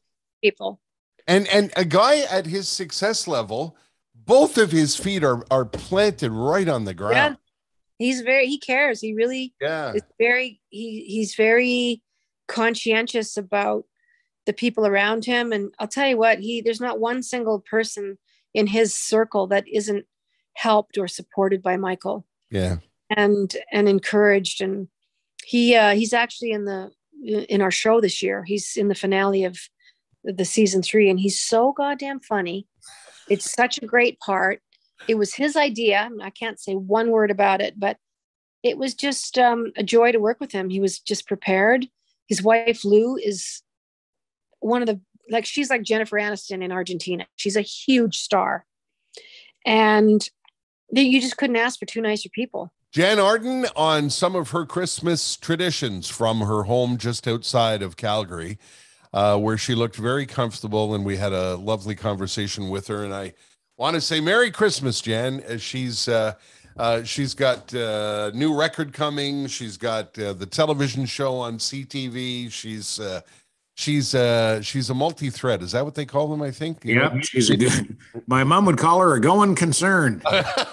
Going concern. She's a going concern. She's had a lot of success for a long time, and she's not slowing down. Good on her. Yeah, another national treasure that I thought was what they say in the game, a good get for the Christmas podcast. Right. Yeah. It's the gift that keeps on giving until we run out of guests and stories. You're listening to Standing By, the Terry and Ted Christmas podcast, sponsored by Jaguar Land Rover Laval, Matelas Bonheur, and Merson Automotive. The Christmas podcast, the Christmas special, has been made possible this year by a number of our friends, including my friends at Matelas Bonheur. You know, it's hard to get to sleep on Christmas Eve, so I don't even know if any of their great mattresses will help you get to sleep on Christmas Eve, but they want to help you throughout the rest of the year. And most importantly, I want you to know that this is a family-run company. Normand and his family have been running the company since it first started all those years ago. And from their family to your family, they wanted to wish you all the best for the holiday season. A Merry Christmas. Happy New Year, all the best in 2022, and maybe some new pillows for you, Ted, for the holidays. Listen, that's a great point about not being able to get to sleep on Christmas Eve. If I had had a Matelas Bonheur mattress when I was 8 years old, they probably would have had to drag me out of bed at 9 o'clock in the morning. No, I'll get my presents later. Not yet. They can, well, maybe not, but you know what I'm saying. Yeah, I do. They can take care of a great night's sleep and a lot of other things, and they were proud to be associated with the Christmas special this year, and I'm absolutely thrilled and proud to have them. Our friends at Matelas Bonheur. You're listening to Standing By, the Terry and Ted Christmas podcast, a holiday season tradition since earlier today. Sponsored by Jaguar Land Rover Laval, Matelas Bonheur, and Merson Automotive. Well, I think this is going swimmingly, Ted, for our inaugural Christmas podcast on the Standing By podcast. It seems to be, and I think as long as we're doing this and as long as there's Christmas, we may as well keep doing it. Yeah, I'm kind of enjoying it. A lot of people, I have to say, a lot of people did ask me, you know, will you do a Christmas? And you saw it on social media. Yep. You know, when I say a lot, I mean maybe 10 people, but people were wondering if we would do a Christmas broadcast. And I was quite chuffed by that, as they say, because that means people enjoyed the Christmas podcast we did all those years. Yeah, and I think if you extrapolate that 10, it's probably more like 12. Yeah, there you go. It's almost a mob. Yeah. I was also pleased and thrilled with the number of people that I approached immediately said, yeah, we would love to be on, including this international star who's got such an attachment to the city of Montreal and the old radio station that Ted and I used to work at. He's such a nice man. He's the definition of the word troubadour. The stories and songs he's told over the years have delighted people all around the planet. And when I asked if he would be on the Christmas podcast, he didn't even hesitate, not for 1 second. And we were lucky enough to set up a Zoom call and chat with him from his wonderful home in Ireland. Chris de Burgh joins us on the podcast. But he had this theory, Yates, that the gyre, the cycle of every 2,000 years. And lots of stuff was going on in my head. And I just started writing this song. I had no idea that it would be a Christmas standard.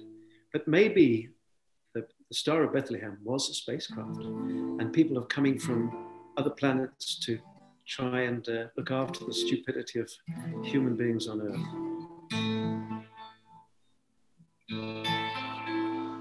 Spaceman came traveling in a ship from afar. 'Twas light years of time since his mission did start, and over a village he halted his craft. It hung in the sky like a star, just like a star. He followed the light and came down to a shed where a mother and child were lying there on the bed. A bright light of silver shone round his head, and he had the face of an angel, and they were afraid. Then the stranger spoke. He said, "Do not fear. I come from a planet a long way from here, and I bring a message for mankind to hear." And suddenly the sweetest music filled the air, and it went la la la la.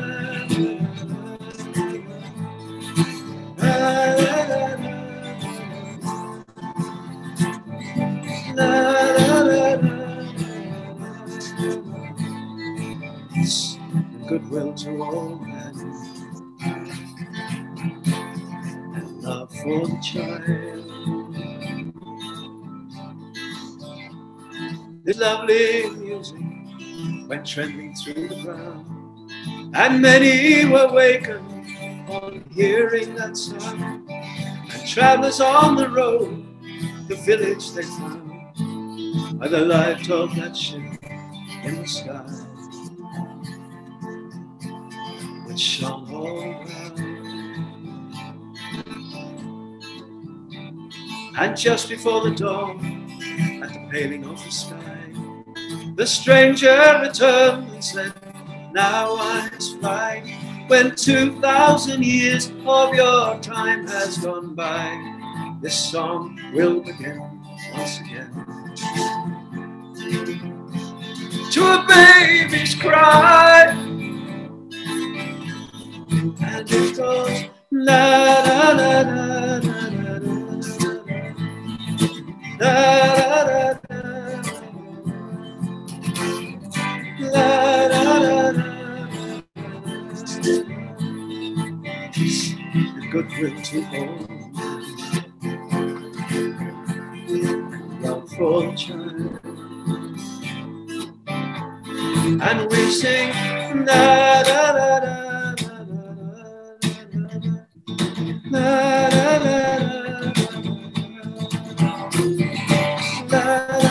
la. This song will begin once again. Baby's cry.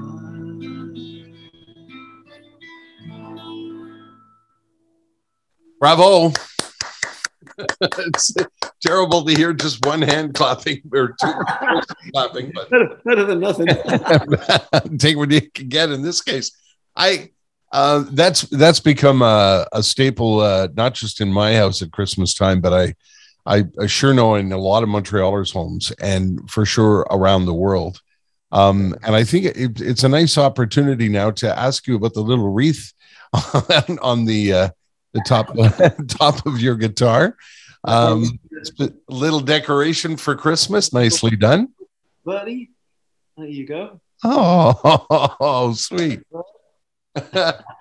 And we see Santa Claus behind you, Chris. This is a nice point to talk about some of the Santa needs a haircut. It surely does. Talk about some of the traditions in the de Berg household. I know, there's so many different ways to celebrate the holiday, and some obviously are religious, some are not. I know, like in Quebec, for example, midnight mass is very, very big still in a lot of French homes in Montreal and around the province.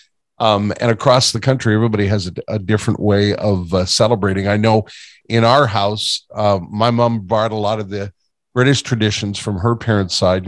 We wear the hats and we have the crackers and all of that. I learned late, as I was a little boy, that was very, very, very, very British tradition. Just wondering what happens in your house, let's say starting on the 23rd of December. What goes on at home? Well, the 23rd of December is kind of the big anticipation, particularly when the children were younger. We always get a Christmas tree and try to get it early in December. So it's also, incidentally, put it in water in the stand. And I'm told to put a little sugar in as well. Oh, I didn't know that. Stay a little bit longer. And then we put beautiful things on it, little hanging things, hundreds of things that we've accumulated over the years. And when I was in Germany recently, I've been fortunate to be able to travel a lot recently and do some solo shows and stuff. But I was telling somebody in Germany, are they aware of the tradition that starts, which we have now all over the world, started in Germany when Queen Victoria, who was German, and Prince Albert, her consort husband, when they came to England to be queen, when she was queen, she was missing the traditions of Germany so much that she introduced the idea of Christmas trees, the Tannenbaum. She brought in Christmas cards and things to decorate the tree. And a lot of the traditions that we have now originated from Germany through Queen Victoria. So in my house, the 24th, Christmas Eve, in the past, I remember going to dinner with some friends and getting rather hammered and then going to sing Christmas carols at midnight mass.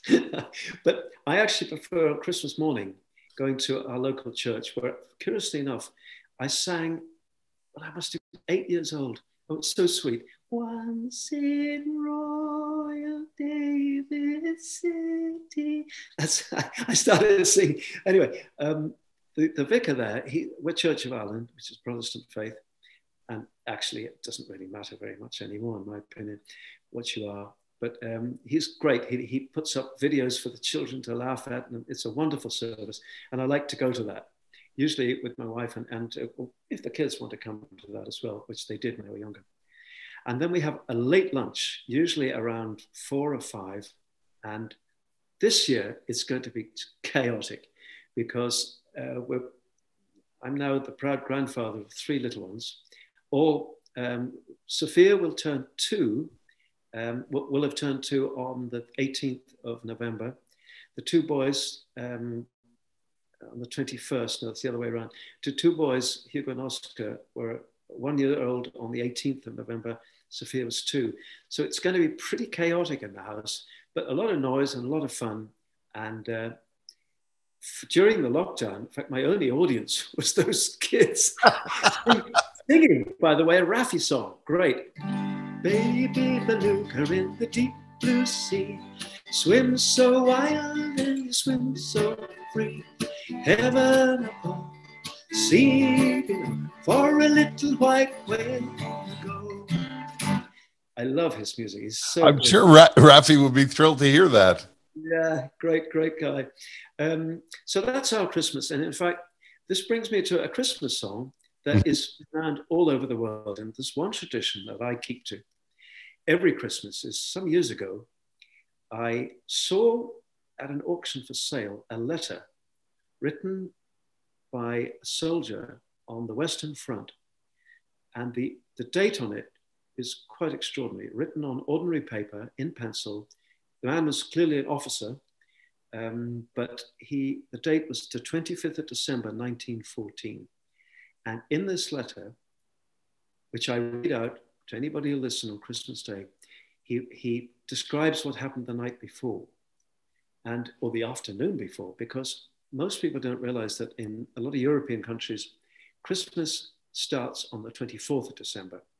And he describes, this man, how the Germans stopped firing at us. and they put candles all along the top of the trenches. And they started singing songs to us, and we started singing them back again. And very slowly, they emerged from their trenches, we emerged from ours, and we walked into no man's land and shook hands. Young men from different countries, but celebrating the Christmas, and they both the way that they both understood. And it's an extraordinary letter. And then he describes the next day the game of football, one of the famous games of football that took place in no man's land, what they had for Christmas lunch, and the belief that the whole thing would be over. The First World War would be over very soon. And one of the songs that they sang, which was, I had the opportunity of performing 2 years ago, I think it was 3 years ago, in a tiny little village where it was first performed 200 years earlier, this song called Stille Nacht. So the Germans were singing their version and the British soldiers were singing Silent Night back again.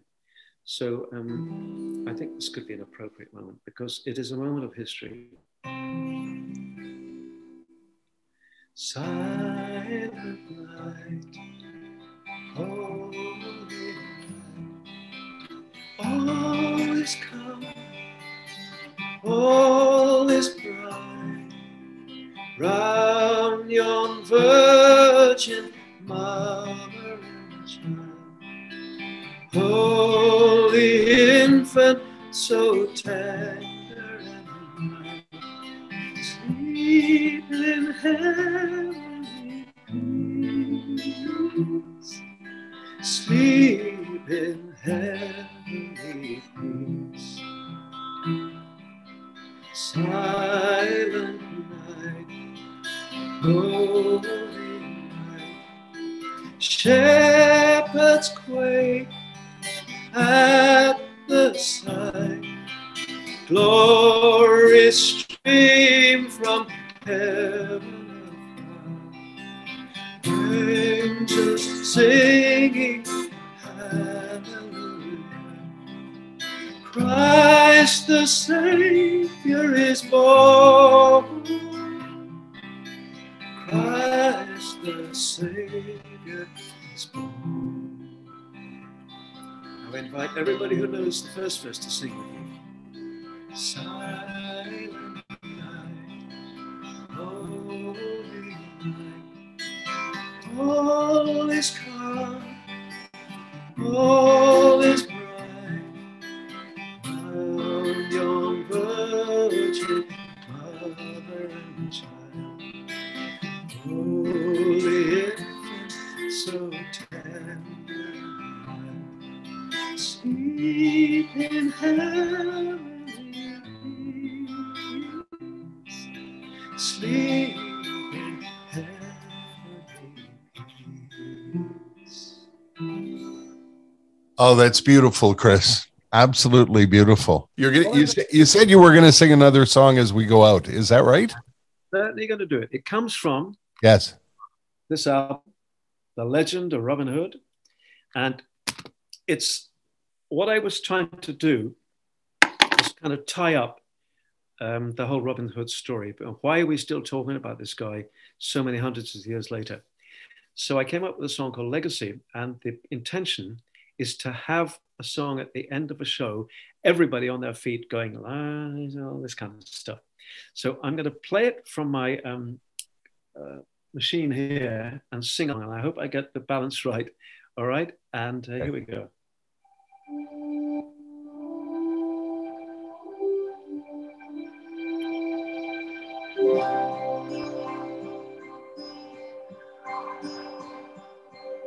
Just one dream can change a nation. Just one man can open a door. A single voice can be lost in time, but a million voices will be heard.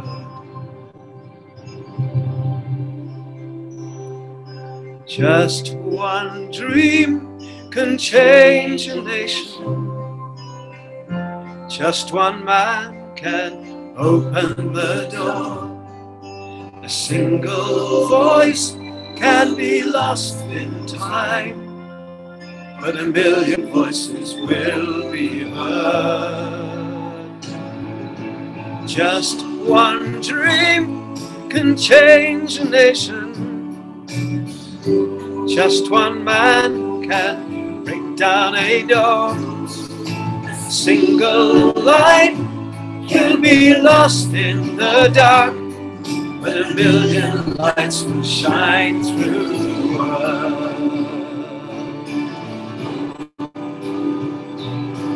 Everybody stand up. Just one dream can wage a nation. Just one man can break down a door. A single light can be lost in the dark, but a million lights will shine through the world.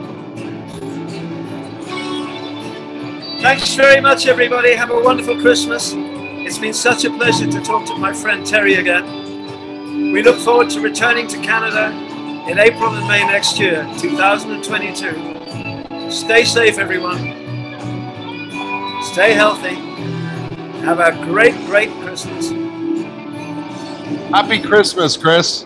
Just one dream can change the nation. Just one man can break down a wall. A single light can be lost in the dark, but a million lights will shine through the world. A million lights will shine through the world. Through the world.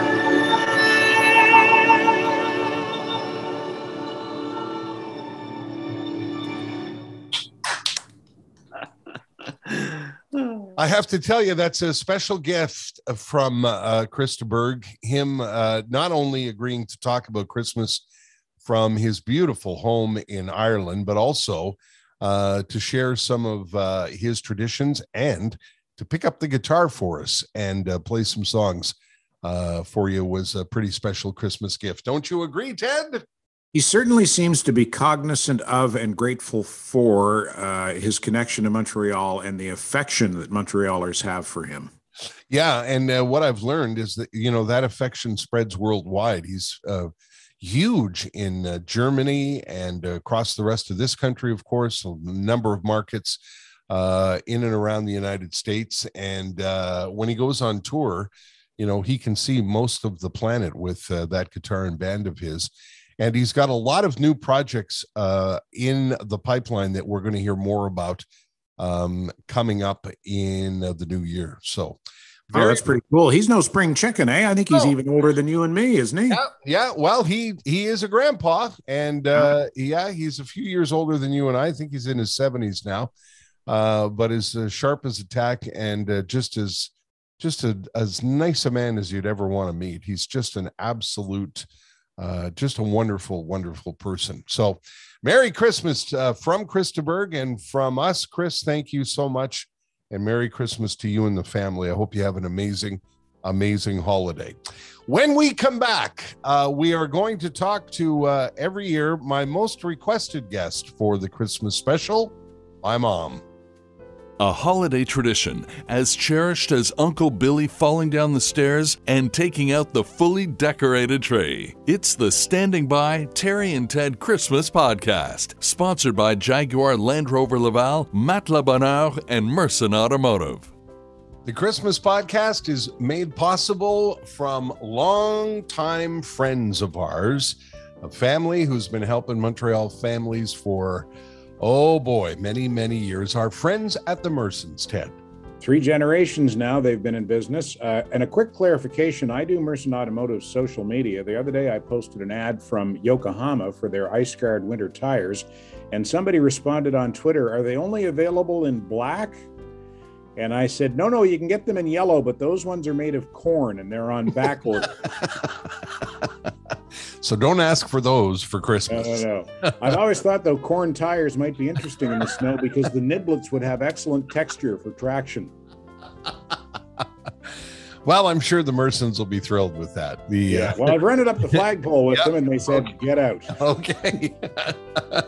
Kara and Celso and Mark and Bonnie and the whole Merson family and their family at the shop, because the guys at the shop are like family. They've been there for a very, very long time. And they wanted to wish you and your family all the best of the holiday season.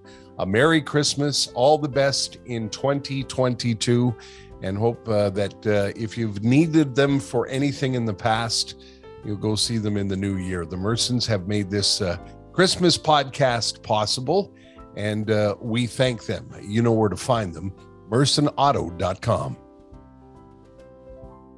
Terry DiMonte and Ted Bird, it's the Christmas edition of the Standing By podcast.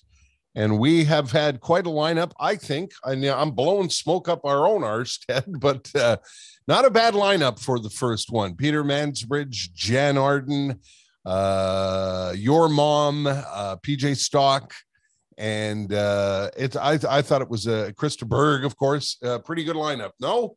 I thought it was a great lineup, but all of those names you just mentioned, that's just the lead into our headliner. That's right. I was absolutely thrilled. In the last, I'd say 6 or 7 years, I would start to get emails from listeners saying, are you doing the Christmas show? Are you doing the Christmas show? And then as it got closer to the Christmas show, I'd get emails saying, what time is your mom on? When are you going to have your mom on? And it became a tradition to have mom on to talk about her favorite Christmas carol. Mahalia Jackson. Thank you very much. A Silent Night by the legendary gospel singer Mahalia Jackson. And we talked about Christmases in the DiMonte household, and it just became a signature of the Christmas show. So we couldn't do the inaugural Christmas show version of the Standing By podcast without a visit from Mrs. DiMonte, my mom. Now, how have you found great-grandchildren, Bev, compared to grandchildren? How is it the same? Oh, yeah, it is. But you get tired out at 85 years old. You know, they come, and what's good about it being close is they come and spend a few hours and then they can go home. Sometimes they sleep over, but they call me Gigi and they call Lou Poppy. So they love to see Gigi and Poppy. That's great. And we have fun. And it's nice. So it's gonna be a great Christmas. I think. I'm looking forward to it a lot. And it's nice that, you know, mom and dad moved to Arnprior to be surrounded by family just as I headed out to the other coast, which is not great timing. But now that I'm retired and living in biblical times on the West Coast, I'm getting very, very excited to go home. It reminds me of when I lived in Calgary, came home for Christmas. I'm really excited about it. So I know Donna took care of turkey at Thanksgiving. Yeah, she did all. Yeah, she did all the cooking.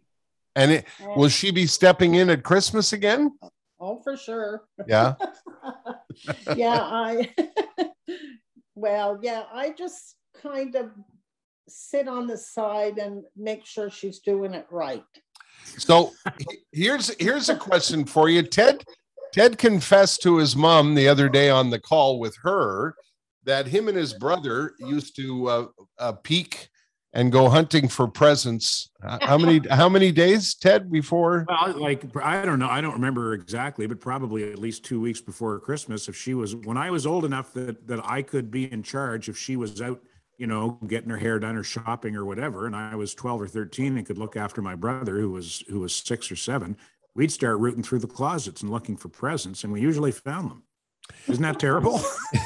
Well, that spoils all the surprise. Yeah, I know, but that's, you know, we were the king and the crown prince of instant gratification. Yeah, I guess you didn't hide them too well. No, not very well at all. And that made me think. Well, not that I was not a peeker. I didn't want to spoil the surprise. I don't think Donna was either. No, and I'm not sure if Dean was. But when I think about the house on Granger in Pierrefonds, there wasn't a lot of room to hide presents. What did you do? Well, lock the door. I don't remember that. To be honest, well, in those days, we had hardly 2 cents to rub together. Right. So Nanny and Papa, who was my mom and dad, they lived in Toronto and they did all the shopping and they got all the gifts and everything. So they would come probably the day before Christmas Eve or Christmas Eve with them. So I didn't have anything to hide other than, little things that we bought. When they pulled up from Toronto, my sister and I, there was a little tiny window in the living room, and my sister and I would kneel on the carpet and just watch, waiting for the car to make the turn. Because it was like Santa's sleigh arrived, because they spoiled us when we were kids. They really did. Yeah, they did. Yeah, well, I mean, we tried, it was pretty hard in those days, I guess, Yeah. But, I mean, really, when you think about it, you love the Garloo and all that you loved. And, that was really something. When Papa went and got the Garloo and got it fixed for you. And, memories that have lasted for all of 60 some odd years. Garloo was a plastic monster. That was the big toy, I think, in 1962 or 63. And my grandfather got the last one there, and and it was broken, and he repaired it, from what I understood. Yeah, and you were just I don't know how old I was, but I still remember that morning, and will forever remember that morning. That's the great thing about Christmas is the treasured memories. I'd like you to tell the story about, I'm going to set it up. So here's the way Christmas went in our house. I was born in Verdun, but we were raised on the West Island. So we had a whole bunch of family in Verdun. So my mom and dad insisted on a Christmas tradition, which I'm forever grateful for, that we had our own turkey around our own table before we went visiting relatives in Verdun on Christmas Day. And that required Mom to, you did things that today they would yell at you for, Mom? Like you stuffed the turkey before it was cooked. And tell people what the plan was, how you managed to. Christmas Eve, it was Christmas Eve. Auntie Effie and Uncle Herbie and Jeannie would come over, and they would never go home. They would, I'd set at the table and you kids were all in bed and everything. And they probably would leave around 2 a.m. And then I would stuff the turkey the night before and put it in the fridge. And today that's a no-no, but I always did that. Nobody died. Nobody had salmonella. And then after they left, I put my head down, and sure enough, you 3 kids were up, and so I put the turkey in at 5 a.m. So we would eat about 11 a.m., get out of the house. I'd make sure everybody was clean and their hair combed and all that stuff, and their new, their clothes okay. And we'd leave around noon, after the turkey and everything. And then we had the crackers and the hats and all that stuff. And then we'd go to Verdun to see Nanny. And eat some more. And then we'd go over to Manning to see Ross. And it was just a long, long day. Right. And some Christmases, Uncle Billy would come over. Yes. Well, Ted asked about Uncle Billy when we were talking to Mrs. Bird. I like the story about how he fell down the stairs and took out the tree and didn't spill a drop of his drink.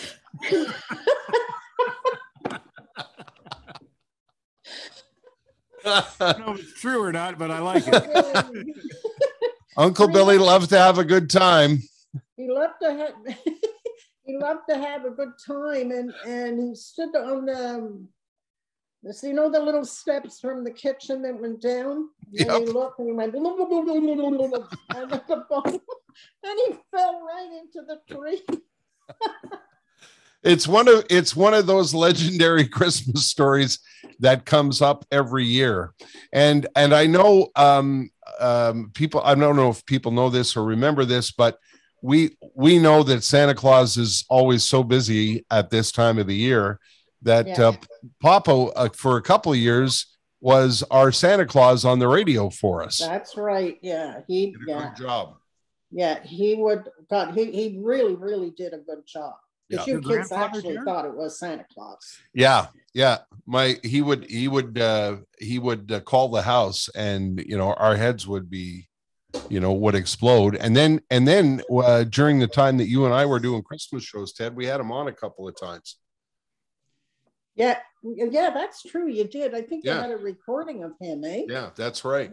Yeah. What do you have this is an unfair question, Mom, because I know, I tell people this all the time. You and Dad made every single Christmas so spectacular that all of them were great. But is there one that sticks out? Is it the early ones when we were tiny?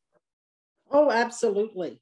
Yeah, absolutely. When you were tiny, because therein lies all the magic, because you believe, and it doesn't last so long. No. So by the time you're 6, 7, well, that kind of, but when you're little, it's just so much fun to see your faces and,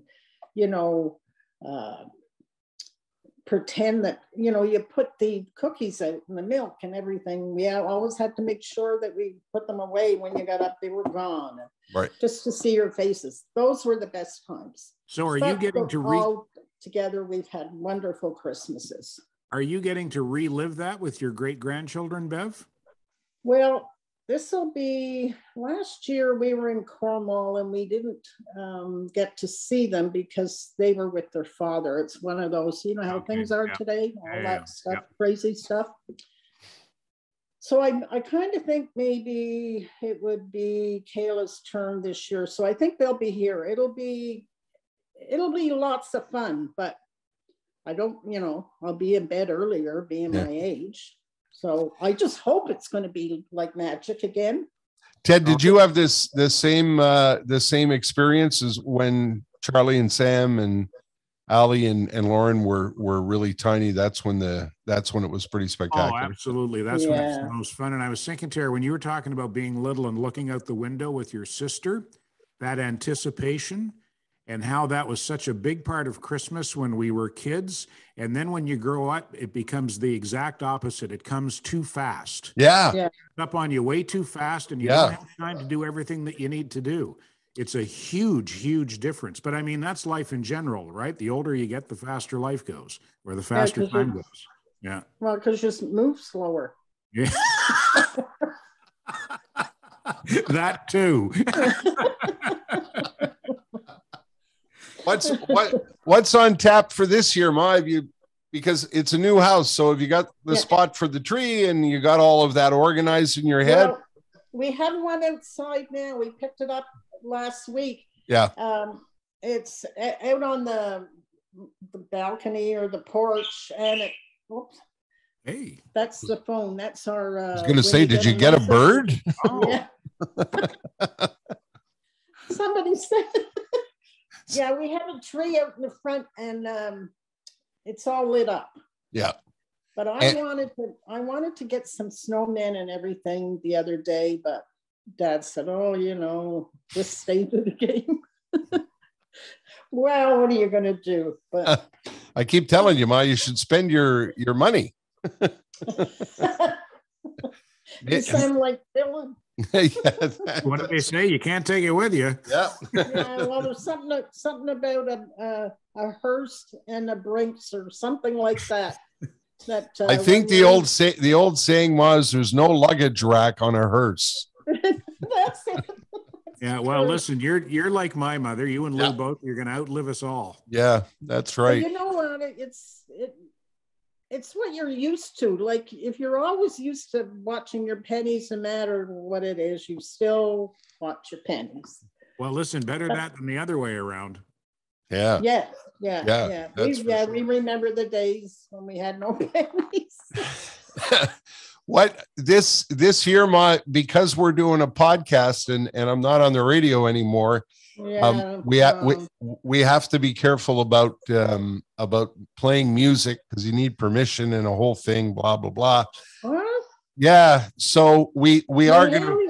Yeah, I know we are gonna play some music, but we can't play Mahalia Jackson this year. Why?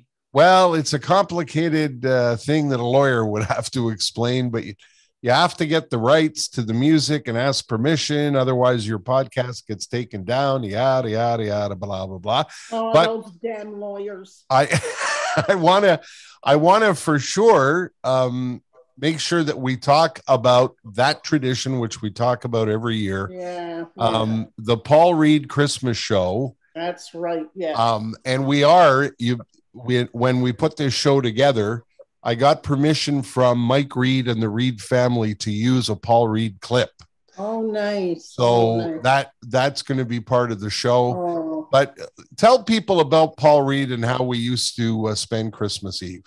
Well, Christmas Eve, you'd have your bath, get in your pajamas, and we'd all sit in the living room and listen to Paul Reed.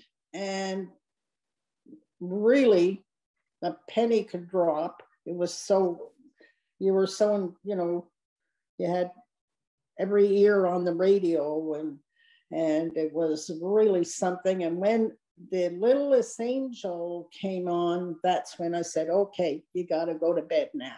When he was done telling that story about the Littlest Angel, yes, we had to go to bed. And if I'm not mistaken, he closed every show with Silent Night. Yes. And Mahalia Jackson. Yeah, he did. Yeah, I forgot about that.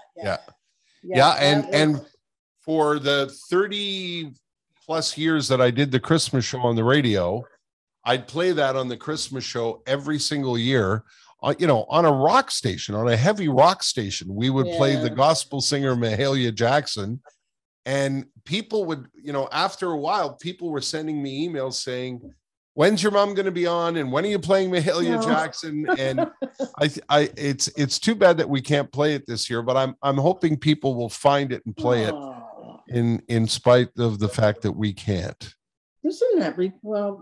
It is. Get into that. It is. It's. I don't know anything. about all that crazy stuff, and it's crazy just getting this thing, this thing.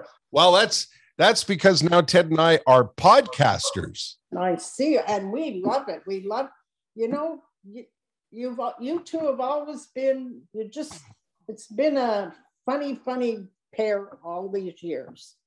And I just love Ted's sense of humor. He's, and I hear his mother's the same. So we'll be hearing his mother when it comes on for the, that's good. Well, Terry and I said on the very first podcast that we think that a big part of the chemistry is that we had similar uprisings in similar households with similar values. And that's why we relate on such a great level. Oh yeah. You two were, boy, they missed something. That was, I won't get into it, but Ma, the radio business that Ted and I were lucky enough to be part of doesn't exist anymore. It doesn't exist anymore. No, it doesn't. And my dad used to say, it's better to be a has-been than it ever was. Well, this podcast with you two together is just great. Yeah, I mean, it's been going good, eh? Yeah. It's been well received, and I should say that Ted is still on the radio at Light 106 FM. Yeah, I know. I'm in Hudson. Yeah, and I'm quietly retired on the coast of the country, and there is a season 2 of the podcast coming up in 2022. So we're excited. That's good. That's if we're still alive. Yes, Ma, stop with that. Oh, and you know what? You know what Dad does? He sometimes, I don't know how he gets it, but he listens to Ted. And there you go. Oh, good. Yeah, and it's so funny. He'll say, listen to this one. It's so funny. Well, I'll have to give him a shout out then if I know he's listening. Yeah. Okay, Ma, I will be home soon for Christmas. Merry Christmas to everybody. And also, always, I say this every year, a million thank yous to you and Dad for all of the magical memories you put together over these last 64 Christmases, about to be 64 Christmases. And I just I know that we're the envy of a lot of people, because we didn't, there's a lot of people that weren't as lucky as I am, and my sister Donna and Dean were, that we had you and Dad as parents who put together such a wonderful childhood and great Christmases. Oh, that's one more thing. Do you have time? Of course. Could I get Dad and Dean up here and we'll sing "We Wish You a Merry Christmas"? Yes, please do. Yeah, okay, okay, go ahead. I'll explain this. When we were like in our teens, and the second or third martini was served, when the phone rang in the kitchen, we wouldn't pick it up and say hello. People would phone the house just to hear the phone get picked up, and then there would be a performance by the DiMonte singers, which is what you're about to hear. Okay, we're waiting for Dad now. I don't think it'll be as resonant as when we have 12 people in the house. No. But I was just explaining, Dean. There's my brother, Dean. Of course, we're not. We won't have video, I don't think, based on the way things are going in the assembly. Okay, So, are you sure these lawyers are going to be okay with this? Absolutely. I think because this one's an old traditional one. Yeah. So, as I was explaining, the phone would ring, the only phone, which was hanging on the wall in the kitchen, and people would phone the house just to hear this performance. Okay, ding-a-ling-a-ling. We wish you a Merry Christmas. We wish you a Merry Christmas. We wish you a Merry Christmas and a Happy New Year. Yay! That's my ma. She seems to be a big hit, and boy, does Mom love Christmas. It was both my mom and Dad, of course, are responsible for all the magical memories we had in our house. But my mom brought all of that British tradition from her house with her mom and dad, the hats, the crackers, the singing, a lot of that stuff all happens at British tables. And she made sure that Christmas was a huge celebration in our house. And as you could hear, she still loves it, Ted. And you're very fortunate, and I know you know this, that you still have the entire family intact. Both of your parents, your brothers, your sister, their kids, their kids. In I think Donna's got grandchildren, right?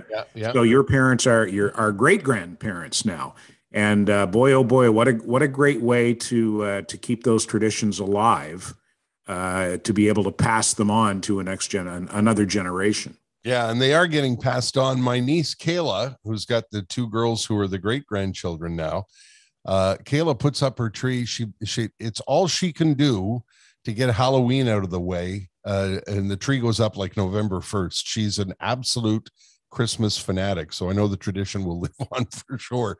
It's got passed down to Kayla, that's for sure, and those kids.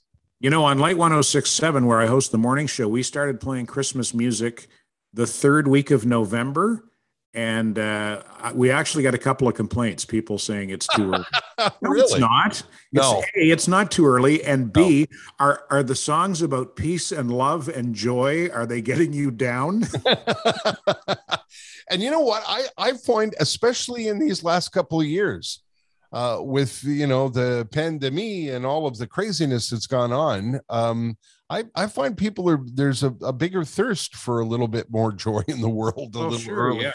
And a month and change out is not too early. Like, Halloween or before Halloween, yes, that's too early for Christmas. But a month and change out, that those 4 to 5 weeks go by really fast. And in your house, we talked about this at the beginning. You'll be with your family on Christmas Day, Ted? I'll be with the boys and Allie on Christmas Eve, and I'll be wherever I'm invited to on Christmas Day.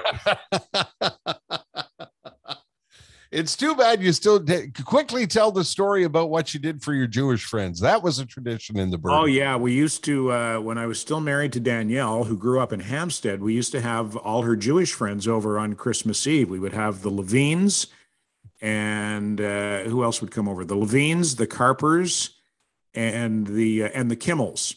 And we called it the Christmas Jubilee. And they would come over every Christmas Eve. And they loved it. You know what? Listen, that might happen this Christmas Eve. I don't know, because I'm invited to Danielle's place for Christmas Eve, and that crew might show up. Yeah. And I hope they do, because it was always a lot of fun. Well, this has been a lot of fun. Merry Christmas to you, Ted Bird. And to you, sir, and to your wife, Jessica, and many thanks to her for everything she's done in terms of getting this podcast up and running and keeping it on the rails. She has done yeoman's service, or yeowoman's service, I guess. Yeah, Jessica has been my greatest gift in my life. She has done so many things for me, and starts with making me a better man. And she has been the executive producer of this episode, and worked tirelessly to make sure that it was the best it can be. So I love you. So we better go before we start to cry. Did you see that thing that my mother sent? No. What?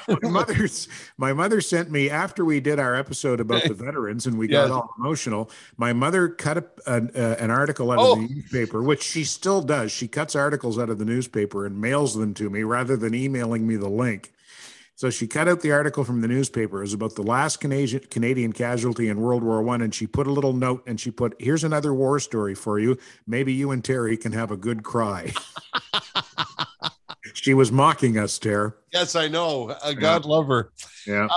And Merry Christmas to her. My thanks to our guests once again, to PJ Stock, to Jan Arden, to Peter Mansbridge, to Chris Berg from his home in Ireland, to your mom and my mom, and from our house to your house. Very, very, very Merry Christmas. And of course, a tip of the cap to the Reed family for allowing us to use that Paul Reed clip. And as we leave you today, and we say thanks for listening to the podcast, I want to play you a little clip, the voice of Santa Claus, as portrayed by my late great-grandfather. Not my great-grandfather, but he was a great man. My late grandfather, William Betchley. Hello, this is Santa Claus here. I'm sorry to bother you. I know how busy you must be. Yeah? How's it going? Oh, not too bad at all here. We got a really white Christmas now. If it stays this way, we hope it will, and it looks pretty good. I don't know. We'll see anyway, eh? We know you only got 5 days left, so we thought we would check in and see how you were making out. Ah, very good there, Terry, me boy. And the elves are taking care of you, and everything is well? One is working to the bone. You know, they're going full blast here right now. That elf union's not giving you any trouble? No way, no way. They're going along fine there. And how's Mrs. Claus? Well, she's helping when she can, you know. It's a little tough on her. And there's Mrs. Claus in the background. Yeah. We were just wondering, Santa, myself and Ted and Patty, we were just wondering if we made the naughty or nice list this year. Oh, you all made the nice list this year. Yeah. Oh, so we're going to be all right then? You sure are. You're really going to do fine. No coal in the stocking? No coal, no coal. Don't worry, we won't put no coal in there this year. All right, well, we were speaking to the weather office earlier this morning, and it looks like everything is going to be A-okay for you on really good, yeah. on Tuesday night. Yeah. So we know how busy you're going to be. That's for sure. So we could do with all the help we could get, you know? Yeah. And I don't know, I'm going to go out there and see who's doing and who isn't doing now. And make sure you're taking care of those reindeer, because we know they're going to have a long ride on. It's Tuesday night, isn't it? Yeah, that's what it is. Okay. Yeah. All right, well, listen, all the best. Merry Christmas to you, the elves, and to Mrs. Claus. Right, ho, Terry boy. We'll give you the best. We'll give them the best for you. All right, and have a safe journey there Tuesday night, and we'll make sure there's a beer for you when you get to our house. That's me, boy. All right, thanks, Santa. Okay there, Terry. Bye. Merry Christmas. Standing by, the Terry and Ted Christmas podcast has been brought to you by Jaguar Land Rover Laval, Merson Automotive, and Matelas Bonheur. Whatever you're celebrating, happy holidays and best wishes for the new year. Thanks for your support, and we hope you'll join us for Season 2 in 2022.